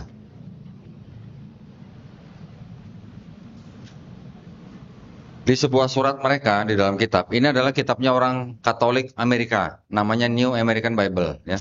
Di dalam surat mereka namanya John 1:1, Yohanes pasal 1 ayat 1. Yang disebutkan dalam bahasa Inggrisnya, in the beginning was the word, and the word was with God, and the word was God. Dalam bahasa Indonesianya, pada mulanya adalah firman, firman itu bersama-sama dengan Allah, dan firman itu adalah Allah. Ada catatan kakinya di dalam kitab ini, yang menyatakan bahwa ini adalah apa? Tolong dibacain mas. Di sini ada yang dalam warna kuning tuh. Itu apa? Diadopsi dari apa? Banget. Ini yang warna kuning, ada warna kuning. Kan? Apa itu? Nggak kebaca. Hellenistic psikologi. Filosofi. Bible ini sendiri yang mengatakan bahwa ayat Yohanes 1:1 diadopsi dari Hellenistic filosofi. Begitu ya? Ini udah lewat 3 menit. Aman kok, karena sebenarnya tanya jawab. Nah, sebenarnya banyak sekali yang bisa dibahas dari yang namanya kristologi. Luas sekali ya. Karena setiap kali saya membahas kristologi, selalu saya bandingkan dengan Islam. Ketika bahas kitab, saya juga bandingkan dengan kitab. Ketika membahas tradisi, saya juga bandingkan dengan tradisi. Ketika membandingkan dengan kisah-kisah di sini, saya juga membandingkan dengan hadis-hadis gitu. Ya. Jadi mungkin ini pertama kali kita membahas tentang kristologi di sini, belum bisa mencakup semuanya. Saya mohon maaf ya, nanti mungkin bisa dilanjutkan di sesi berikutnya. Kalau misalnya Bapak Ibu yang ingin minat belajar tentang kristologi, bisa simak channel video saya di YouTube ya, channelnya Donditan, atau yang ingin membaca buku saya, yang isinya tuh kontradiksi-kontradiksi di dalam kitab mereka. Ya, bukunya kita siapkan, nanti bisa dibeli di luar mungkin ya, kalau ada. Sudah disiapin belum ya? Oh belum. Oke ya, bukunya judulnya Bible Expose, juga bisa dibeli di toko online. Baik, kalau begitu sebelum kita tanya jawab, saya mendoakan kita semuanya supaya kita dijadikan golongan manusia yang menyaksikan keesaan Allah dan juga mengikuti apa yang sudah diturunkan Allah Subhanahu wa taala melalui Rasul-Nya. Amin. Ya. Dan juga kita semuanya sama-sama berdoa, mudah-mudahan kita semuanya dilindungi dan dirahmati Allah Subhanahu wa taala dan dihindarkan dari api dan asap neraka ya. Amin ya rabbal alamin. Baik, kalau gitu kita lanjutkan dengan sesi tanya jawab. Baik. Silakan. Terima kasih Qadoni, Masya Allah, tabarakallah ya. Begitu banyak ilmu yang beliau sampaikan yang akan membuka pandangan kita terkait dengan kristologi tadi. Dan memang betul sekali kok. Saya kan tinggal di Cibiru tuh. Bahwa di Cibiru saya tinggal. Agak kampung-kampung. Itu udah mulai terasa tuh hawa-hawa. Nah, misionaris datang, ya. lewat rentenir dan lain sebagainya. Nah, semoga pembekalan ini menjadi wasilah kita bisa membentengi diri kita, keluarga kita, dan lingkungan kita. Baik, sebelum masuk ke sesi tanya jawab, saya mohon berkenan Bapak-Bapak yang soleh ini membantu saya selaku MC untuk merapat ke sebelah sini dulu, Pak. Ya, karena nanti ada tanya jawab dan insya Allah ada kenang-kenangan dari panitia. Boleh Pak, biar kita mulai tanya jawabnya merapat dulu ke sini Pak, biar seimbang jamaahnya ya. Semoga setiap langkah kaki Bapak menjadi kebaikan dan sudah membantu saya selaku MC ya, memudahkan urusan orang. Baik. Ada tampilan video dulu yang ditampilkan. Sebelum kita masuk sesi tanya jawab, kembali mengingatkan tentang program infak cetak Kufaz ya. Kita masuki sesi tanya jawab. Alokasi pertanyaannya hanya 3 saja kok, kita batasi. Ya. 3, silakan boleh langsung angkat tangannya, perkenalkan namanya, asalnya dari mana, dan langsung mengajukan pertanyaan kepada Koh Dondi. Silakan, boleh dari ibu-ibu, dari teteh-teteh, dari ibu. Masya Allah, ibu. Satu-satu dulu ya, ditahan. Ibu 1, cadangannya sudah ada 1. Sebentar Bu. Assalamualaikum warahmatullahi wabarakatuh. Waalaikumsalam. Perkenalkan saya Santi, berasal dari sini. Saya penonton setia channel YouTube Koh Donditan. Masya Allah, alhamdulillah. Kebetulan dari SMA saya selalu bersinggungan dengan teman yang Kristen, bahkan pernah dekat dengan laki-laki yang beliau itu Kristen, seperti mau mengajak juga. Pada tahun 2002 saya pernah dalam perjalanan bis ke Bali, ke arah Bali, saya duduk bersebelahan dengan laki-laki. Dan beliau melihat sepertinya saya dalam keadaan galau saat itu. Beliau memberikan sebuah buku ke saya. Di dalamnya itu tentang Isa Al-Masih. Terus sekilas beliau juga menyampaikan seperti ini. Kamu kan Islam, karena saya berkerudung kan. Kamu Islam ya? Iya, kenapa gitu? Kalau di Islam itu kan ada ayat yang Al-Ma'un ayat 7 itu, fawailul lil musallin. Kalian kan sholat, tapi kalian kan merugi katanya. Coba kalau kalian masuk ke Kristen, kalian akan menyerahkan diri ke Yesus dan kalian akan masuk surga. Nah, pertanyaannya, bagaimana cara menjawab dari segi Kristen untuk membantah pernyataan beliau? Karena kalau secara Islam sekarang udah paham ya, bahwa itu penjelasan ayatnya itu tidak seperti itu. Ya. Terima kasih. Assalamualaikum warahmatullahi wabarakatuh. Baik, alhamdulillah. Jawabnya mudah Bu, kalau kita sudah tahu isi kitab mereka. Ya, jawabnya begini. Suruh dia baca kitab dia sendiri. Di dalam kitab mereka itu Yesus atau yang namanya Yesus itu sholatnya gimana? Yesus sholat nggak di dalam kitab mereka? Sholat Bu. Ya. Sholatnya caranya gimana? Sujud. Ya, di Matius 26:39. Terus Yesus sendiri di dalam kitab mereka mengakunya sebagai Tuhan atau sebagai Nabi? Mengakui sebagai Nabi. Matius 13:57. Seorang Nabi dihormati di mana-mana kecuali di rumah sendiri. Itu Yesus sedang bicara tentang dirinya sendiri. Kemudian Yesus di kitab mereka mengajarkan orang Israel itu untuk belajar apa? Untuk belajar Taurat. Mengikuti apa yang diajarkan oleh ahli Taurat dan ahli Farisi. Tapi jangan mengikuti kelakuan orang ahli Taurat dan Farisi itu. Ya. Karena apa? Karena mereka mengajarkan tapi tidak melakukannya. Dianggap orang munafik gitu. Tetapi yang Yesus ajarkan di dalam kitab mereka, semuanya mengajarkan untuk menyembah hanya kepada Allah Subhanahu wa taala. Tidak ada yang ajaran menyembah Yesus gitu, Bu. Ya. Yesus tadi sholatnya sujud. Yesus juga disunat. Ada ceritanya, Bu. Ya, Yesus disunat. Yesus puasa. Yesus juga nggak makan babi, Bu. Nggak pernah cerita ada Yesus makan babi di dalam kitab mereka. Yesus juga ketika diceritakan dia diturunkan dari salib, walaupun kita umat Islam tidak percaya yang disalib adalah Nabi Isa alaihissalam, tetapi jenazah yang diturunkan dari salib itu dikafani, Bu. Ya. Sekarang tinggal kita tanya, umat beragama apa yang disunat, puasa, nggak makan babi, sholatnya sujud, jenazahnya dikafanin? Umat beragama, Bu. Islam. Lah, Berarti kan kita yang ngikutin sunnah Yesus di Bible kalau begitu. Iya nggak? Kenapa dia tidak mengikuti apa yang di dalam kitab dia gitu. Nah, kenapa dia tidak mengikuti? Karena mereka mengikuti apa yang diajarkan oleh Paulus, Bu. Nah, jadi ada Yesus, ada Paulus nih ya. Kalau Yesus kita kenal sebagai Nabi Isa alaihissalam, Paulus itulah yang menciptakan agama Kristen. Yesus tidak pernah mengajarkan ada dosa waris. Paulus yang mengajarkan dosa yang dilakukan oleh Adam dan Hawa itu menjalar kepada setiap keturunan. Jadi setiap manusia yang lahir sudah bawa dosa waris gitu. Warisan kok dosa gitu, warisan emas gitu ya. Warisan tanah gitu. Ini warisan dosa. Jadi menurut Paulus, setiap manusia itu udah punya dosa dan nggak bisa bersatu kembali dengan Tuhan. Makanya Tuhan harus turun jadi manusia gitu. Kok bisa turun jadi manusia? Nah, karena sudah ada adopsi yang tadi. Adopsi Helenisme, paganisme, Platonisme gitu. Jawabnya kan mudah. Kita justru yang mengikuti Yesus dalam Bible. Ya kan? Kita yang sunat, kita yang puasa, kita yang sholatnya sujud. Bahkan gini Bu ya. Yesus sholatnya sujud. Matius 26:39. Coba suruh dia baca ke surat-surat sebelumnya di Perjanjian Lama. Ya. Abraham sholatnya sujud. Kejadian 17 ayat 3. Musa sholatnya sujud. Keluaran 34 ayat 8. Musa dan Harun juga sujud. Bilangan 16:22. Nabi Yosua juga sujud. Yosua 5:14. Raja Daud juga sujud. 1 Tawarik 29:20, Mazmur 95 ayat 6. Daud dan umatnya sujud.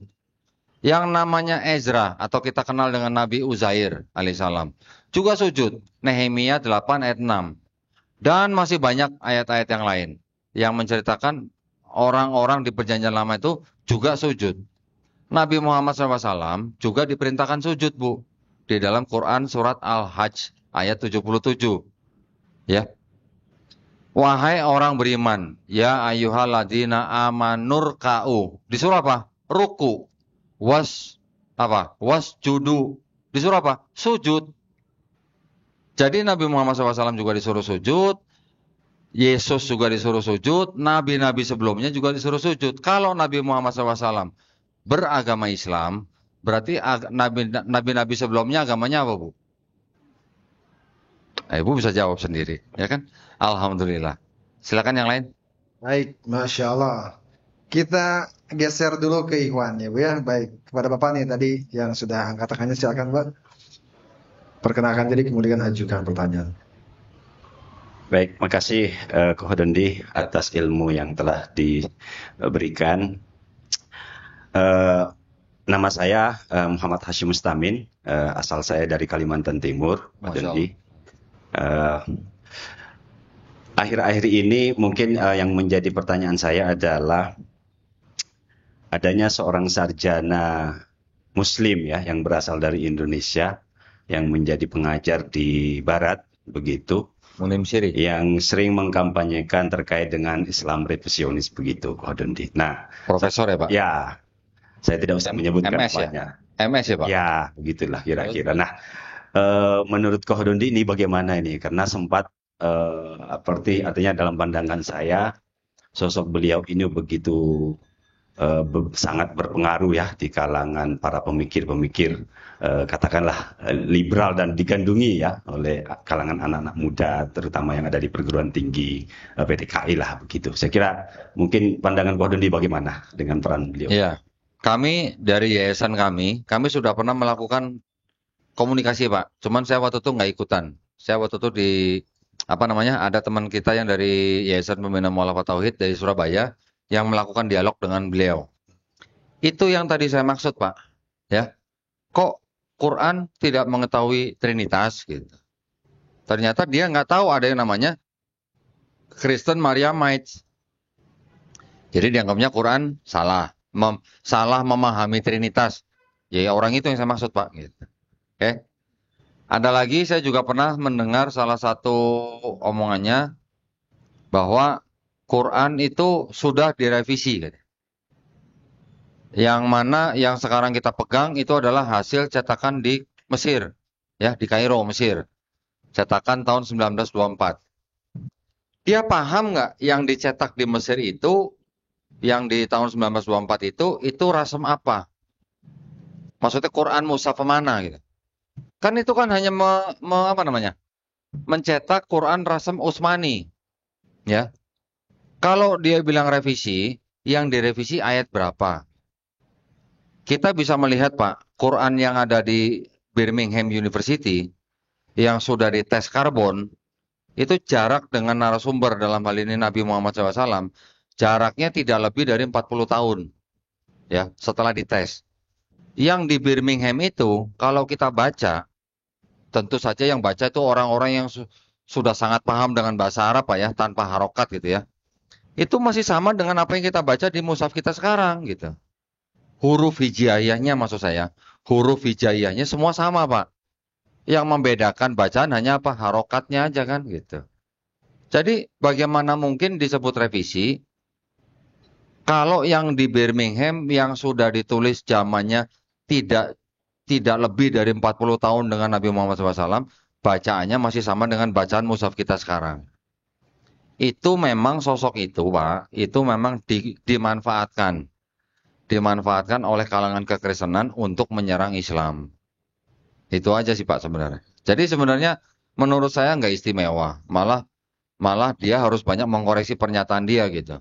Kalau direvisi, yang direvisi apanya? Terjemahannya atau huruf hijaiyahnya. Kalau huruf hijaiyah yang direvisi, tunjukin surat berapa, ayat berapa. Itu yang saya pengen tahu gitu. Ada seorang pendeta nih Pak ya, terpengaruh oleh omongan dia. Dia hanya mengcopy paste omongan dia kepada saya. Quran Islam sekarang yang dipakai cuman yang terbitan tahun 1924 yang di Kairo gitu, yang sudah direvisi gitu. Ketika saya tanya, tahu nggak Pak yang direvisi ayat berapa? Surat apa, ayat berapa? Dia nggak bisa nunjukin. Ah, belajar dulu deh Pak, saya bilang gitu. Segitu aja. Gitu Pak ya. Silakan. Malah kalau nggak salah nih Pak, ini kalau nggak salah ya. Kalau nggak salah, beliau pernah mengatakan bahwa di dalam Quran tidak ada kata Islam. Banyak kita bisa temukan dalam Quran kata-kata Islam. Ada 5 atau 7 gitu. Nah, jadi bagaimana seorang profesor begitu gitu.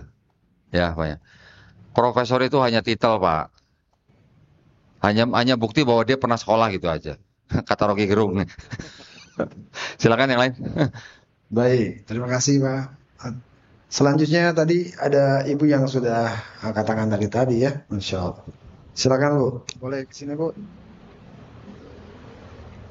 Oh kayaknya ibu yang ping dulu Bu ya, soalnya tadi angkat tangannya sudah dari awal ya, maaf Ibu ya. Silakan Bu.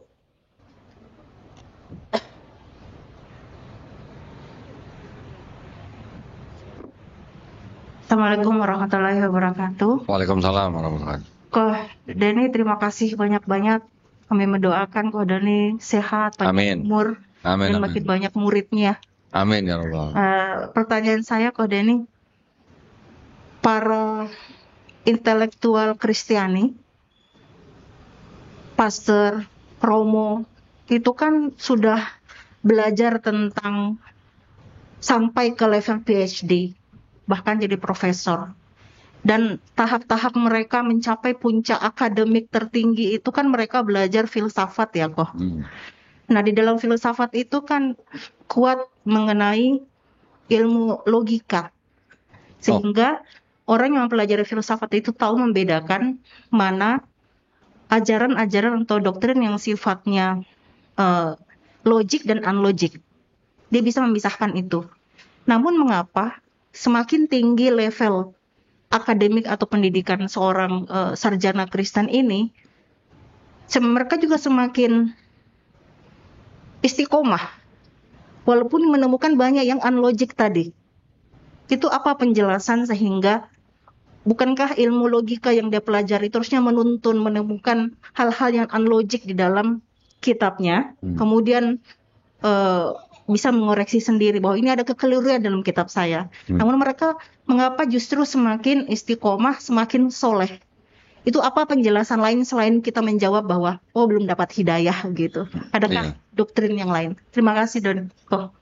Baik, alhamdulillah. Saya ingin mengoreksi pernyataan Ibu bahwa semua orang yang sudah PhD, sudah profesor itu semuanya istiqomah. Enggak juga, Bu.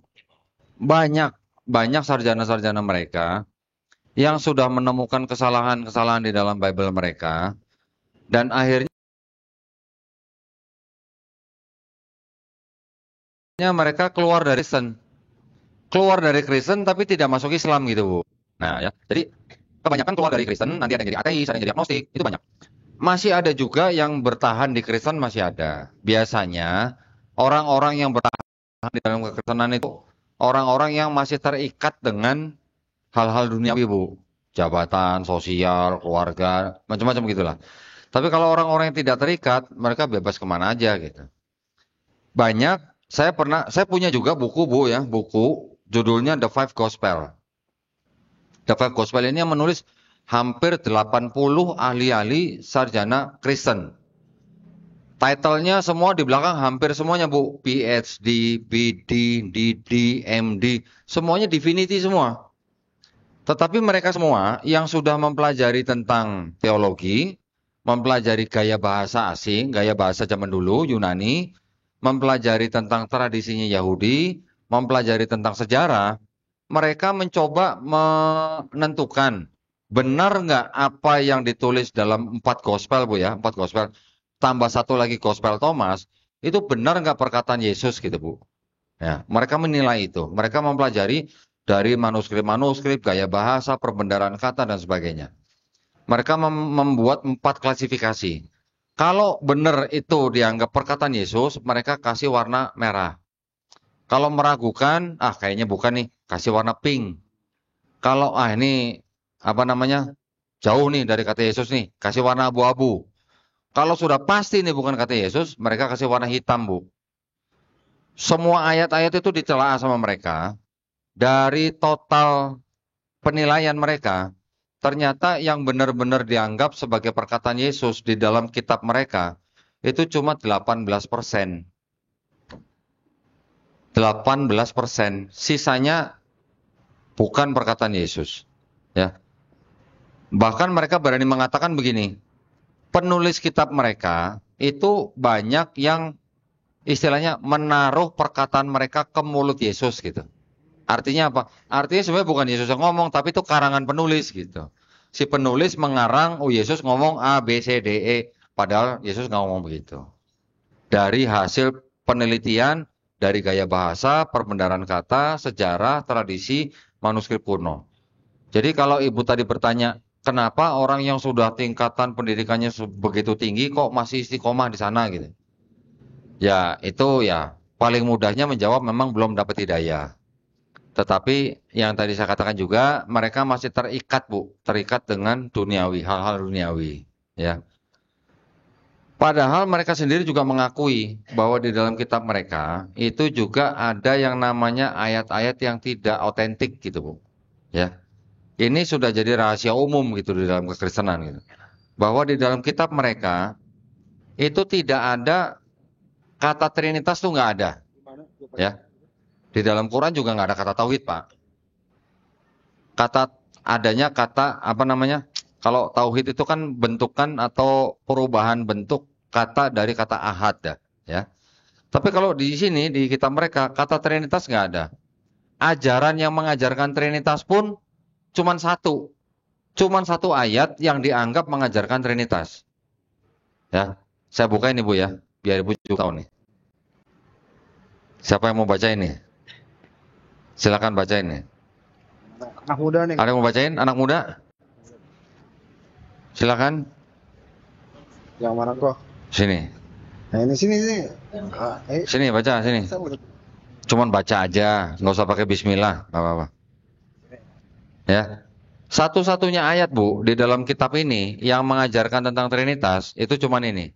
Ada di surat 1 Yohanes 5 ayat 7. Nih, yang ada garis merah nih. Sebab ada apa tuh?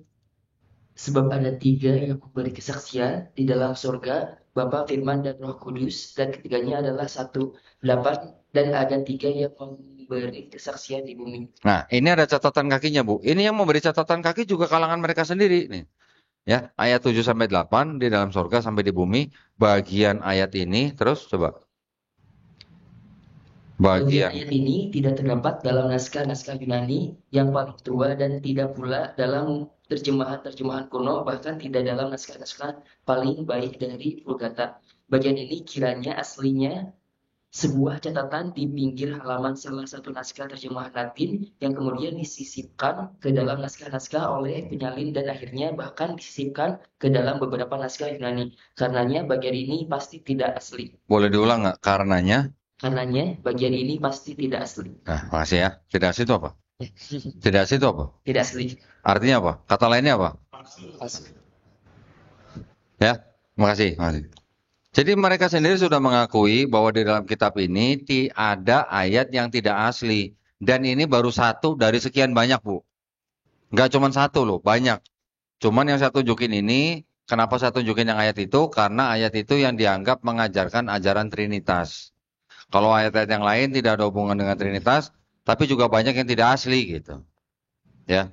Jadi kalau Ibu tanya sekali lagi, kenapa mereka tetap di sana? Ya, karena mereka masih memikirkan duniawi, Bu.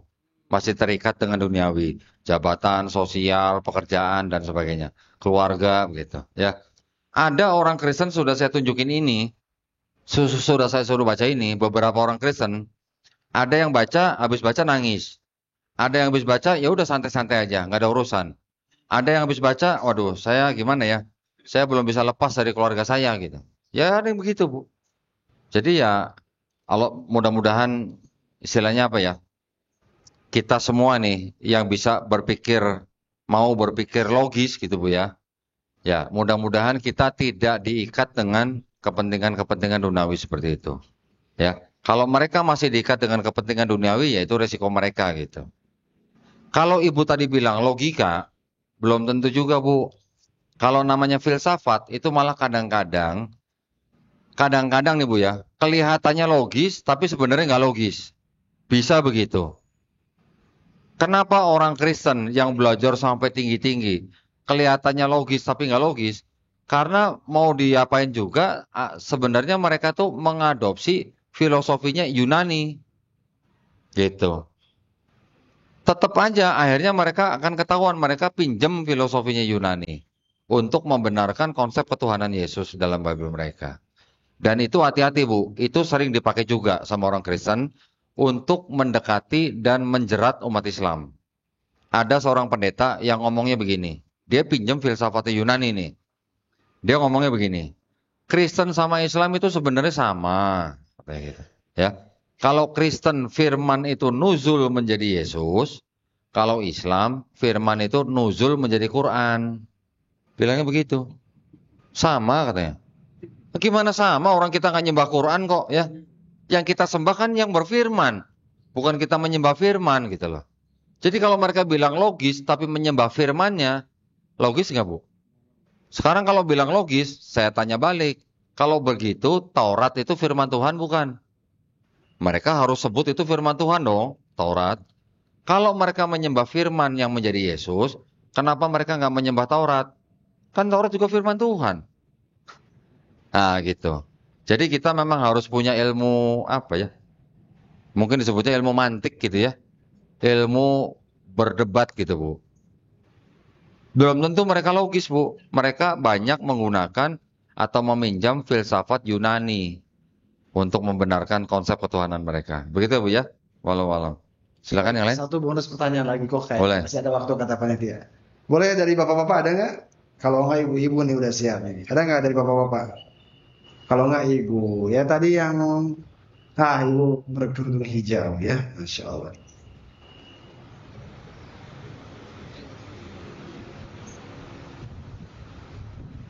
Sampai ini ada door prize bisa ditukar nanti ya. Silakan. Nama. Bismillahirrahmanirrahim. Assalamualaikum warahmatullahi wabarakatuh. Waalaikumsalam warahmatullahi wabarakatuh. Alhamdulillahirrahmanirrahim. Saya bernama Ibu Lilis dari Lembang. Saya bersyukur sekali karena pada waktu siang ini saya diizinkan Allah untuk bisa bertemu dengan Kohduni. Selama ini saya sering melihat di YouTube ya. Alhamdulillahirobbilalamin saya bisa bertatap muka. Semoga Allah Subhanahu wa taala senantiasa selalu menetapkan iman kita semuanya. Amin. Amin ya rabbal alamin. Pertanyaan saya singkat saja, yaitu yang pertama,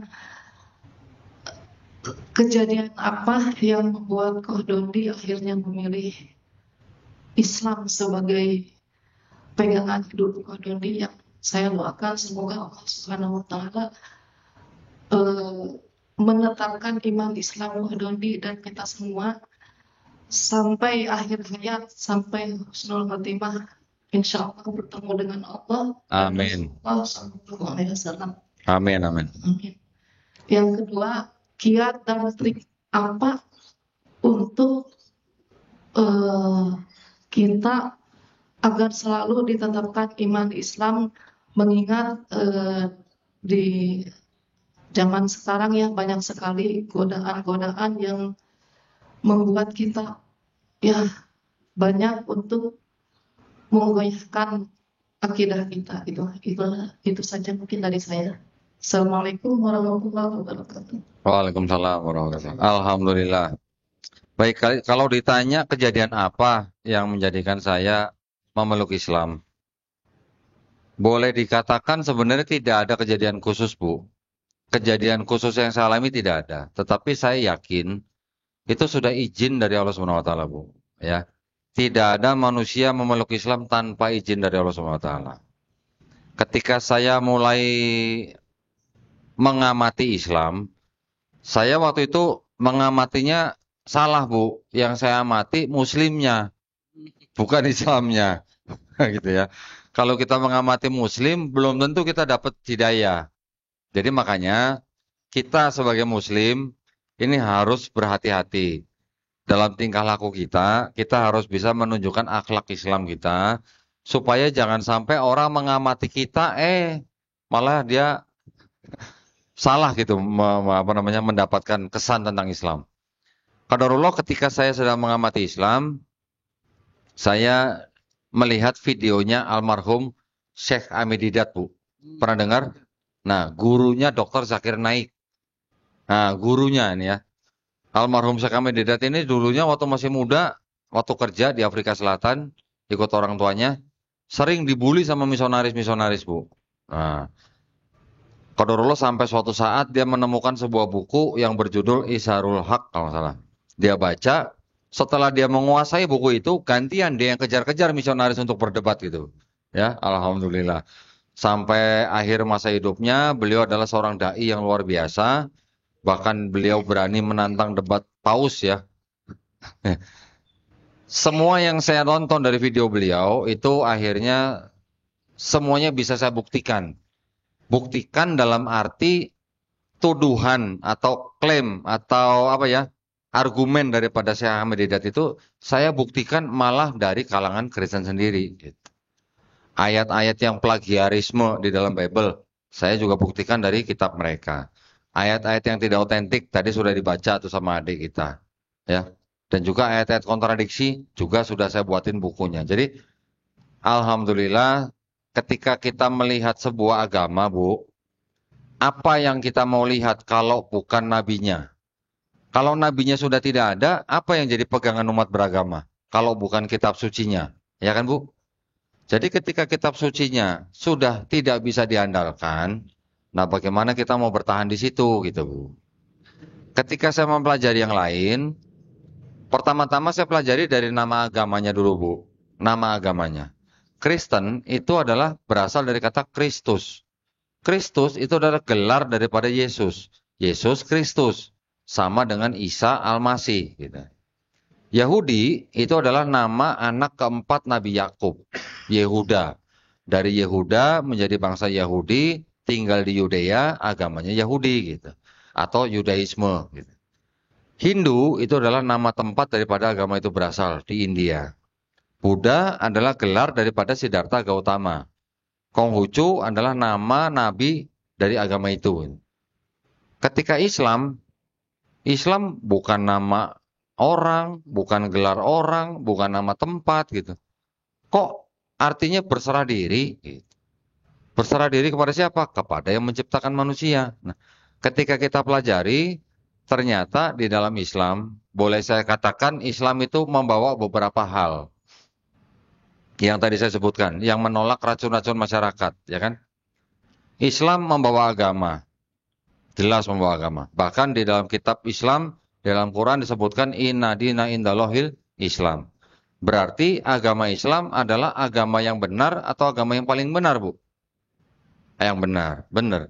Jangan bilang Islam adalah agama yang paling benar. Setiap agama itu berhak mengatakan agama mereka yang benar. Yang lain salah, nggak apa-apa. Mengatakan yang lain salah bukan berarti kita harus berantem, bermusuhan. Enggak. Agama adalah masalah konteks pribadi. Jadi kita mengatakan agama kita yang benar, yang lain salah, nggak masalah. Ya, dengan agama lain yang salah kita masih tetap bisa berdagang dan sebagainya. Karena agama Islam adalah membawa agama, makanya menyembah selain Allah dilarang, adalah dosa besar yang tidak diampuni. Betul kan, Bu? Islam juga membawa kehidupan. Makanya membunuh yang tanpa alasan atau bunuh diri juga dilarang. Itu juga dosa besar, ya kan, Bu? Islam membawa kecerdasan. Makanya apa? Alkohol, minuman keras, judi dilarang.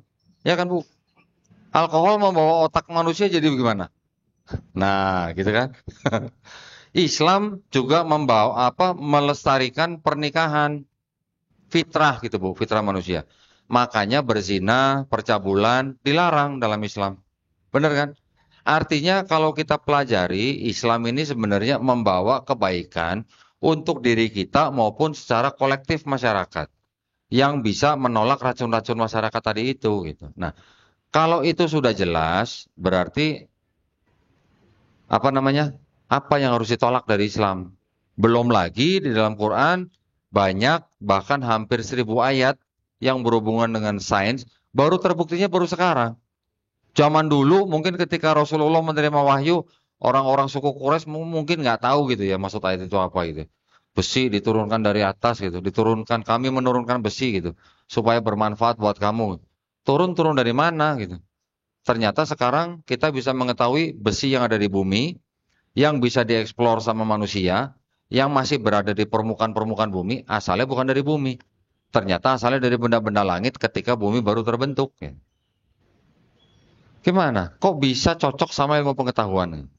Laut yang tidak bisa bersatu, Big Bang, gunung, macam-macam. Ya. Dan itu sudah terkonfirmasi oleh ilmu pengetahuan zaman sekarang. Ini ada yang benar tapi juga banyak yang salah. Kalau di sini, Bu, kelelawar dibilang burung, Bu. Kelelawar burung bukan, Pak? Kelelawar burung bukan? Bukan. Kelelawar adalah mamalia yang bisa terbang gitu. Kalau burung unggas kan beda sayapnya sama kelelawar. Gitu. Nah, jadi masih ada kesalahan-kesalahan ilmiah. Memang tidak mengherankan kalau banyak kesalahan karena ini adalah karangan manusia. Tapi masih ada nggak pesan-pesan dari Tuhan? Masih ada. Ya, Rasulullah sendiri juga melarang sahabat-sahabatnya untuk menerima yang disebut dengan Taurat 100%, tapi juga melarang untuk menolak 100%. Karena bisa jadi di dalamnya masih ada kebenaran.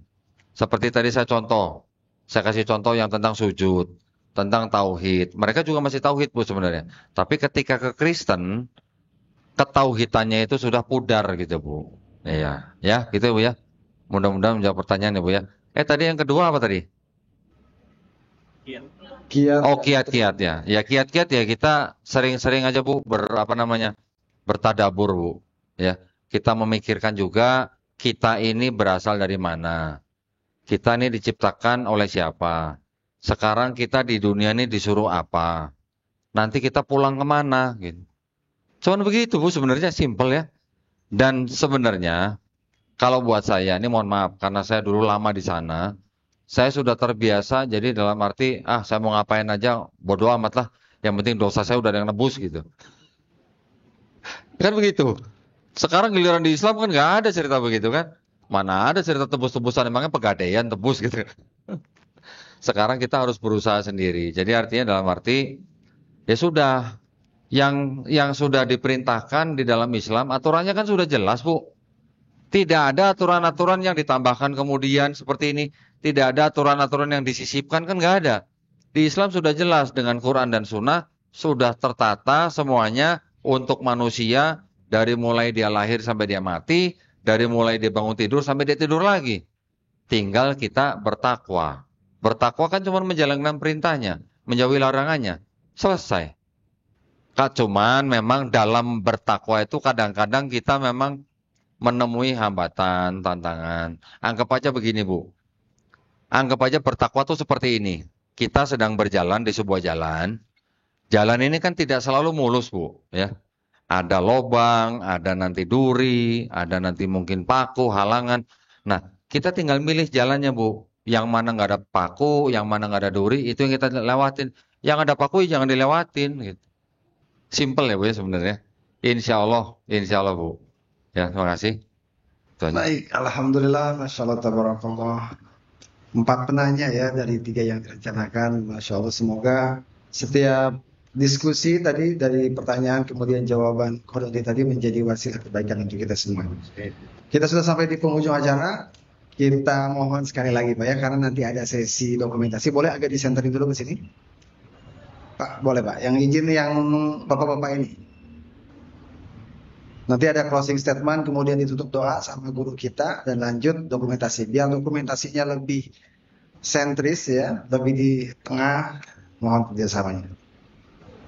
Baik, selanjutnya adalah closing statement dan langsung doa penutup yang akan disampaikan oleh Qadoni kepada Qadoni, kami silakan.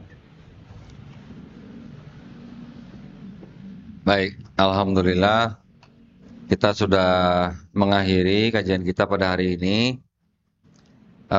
Saya hanya ingin berpesan kepada kita semua bahwa marilah kita memegang erat iman Islam kita, ya. Islam sebagai agama yang diridhoi Allah Subhanahu wa taala sudah barang tentu berguna dan tidak salah buat kita, ya. Seperti tadi kata saya, sebuah agama landasannya adalah kitab. Ketika kitabnya sudah bisa diverifikasi dan sudah bisa divalidasi dan sudah bisa terkonfirmasi, ya, dan relevan dengan zaman sekarang, tentu saja kitab itu pasti bukan karangan manusia. Oleh karena itu, mari kita yang sudah beriman Islam, jangan sampai kita menggadaikan iman Islam kita hanya untuk kenikmatan dunia yang sesaat gitu. Kenikmatan dunia itu tidak akan berlangsung lama gitu. Dan kita juga tinggal di dunia juga tidak akan lama, ya. Perintah yang diberikan kepada kita, sholat, zakat, puasa, itu semuanya sudah pasti berguna buat kita. Berguna buat badan kita, berguna juga buat rohani kita, ya. Jadi insya Allah kita tinggal hanya menjalankan perintahnya, menjauhi larangannya. Sholat tidak lama, ya. Berapa lama kita sholat? Cuman selama kita hidup. Nanti kalau udah mati juga nggak sholat tuh. Nah, zakat juga begitu. Ya, sholat. Sholat ternyata juga berguna buat kita. Bergunanya buat apa? Buat badan kita, buat rohani kita. Saya baru mendengar dari Dr. Aisyah Dahlan, ya. Beliau bilang bahwa otak kita yang bagian paling atas ini itu tidak bisa menerima aliran darah dan oksigen kalau kita tidak sujud, katanya. Masya Allah. Berarti Allah Subhanahu wa taala memerintahkan manusia untuk bersujud supaya manusia sehat juga otaknya gitu, tenang gitu, ya. Zakat juga begitu, berguna buat kita juga berguna buat orang lain. Puasa juga begitu, berguna buat kita juga berguna buat orang lain. Jadi artinya Allah Subhanahu wa taala yang menciptakan langit dan bumi dan manusia itu jauh lebih mengetahui kita daripada kita mengetahui kita sendiri. Jadi alhamdulillah kita sudah diberikan iman Islam. Kita tinggal hanya menjalankan supaya kita nanti bisa kembali ke rumah yang tepat. Itu aja pesan saya, ya. Alhamdulillah, saya juga berdoa mudah-mudahan kita semuanya dilindungi dan dirahmati Allah Subhanahu wa taala. Kita juga sama-sama berdoa mudah-mudahan kita semuanya dijadikan golongan manusia yang mengikuti apa yang sudah diturunkan Allah Subhanahu wa taala melalui Rasul-Nya. Dan juga kita berdoa mudah-mudahan kita semuanya dijadikan golongan manusia yang menyaksikan keesaan Allah Subhanahu wa taala. Dan terakhir kita juga berdoa kita dihindarkan dari api dan azab neraka ya. Amin ya rabbal alamin. Baik, kita tutup mungkin dengan doa kafaratul majelis. Ya, subhanaka Allahumma wa bihamdika asyhadu an la ilaha illa anta astaghfiruka wa atubu ilaik. Akhir kata, wabillahi taufiq wal hidayah. Wassalamualaikum warahmatullahi wabarakatuh.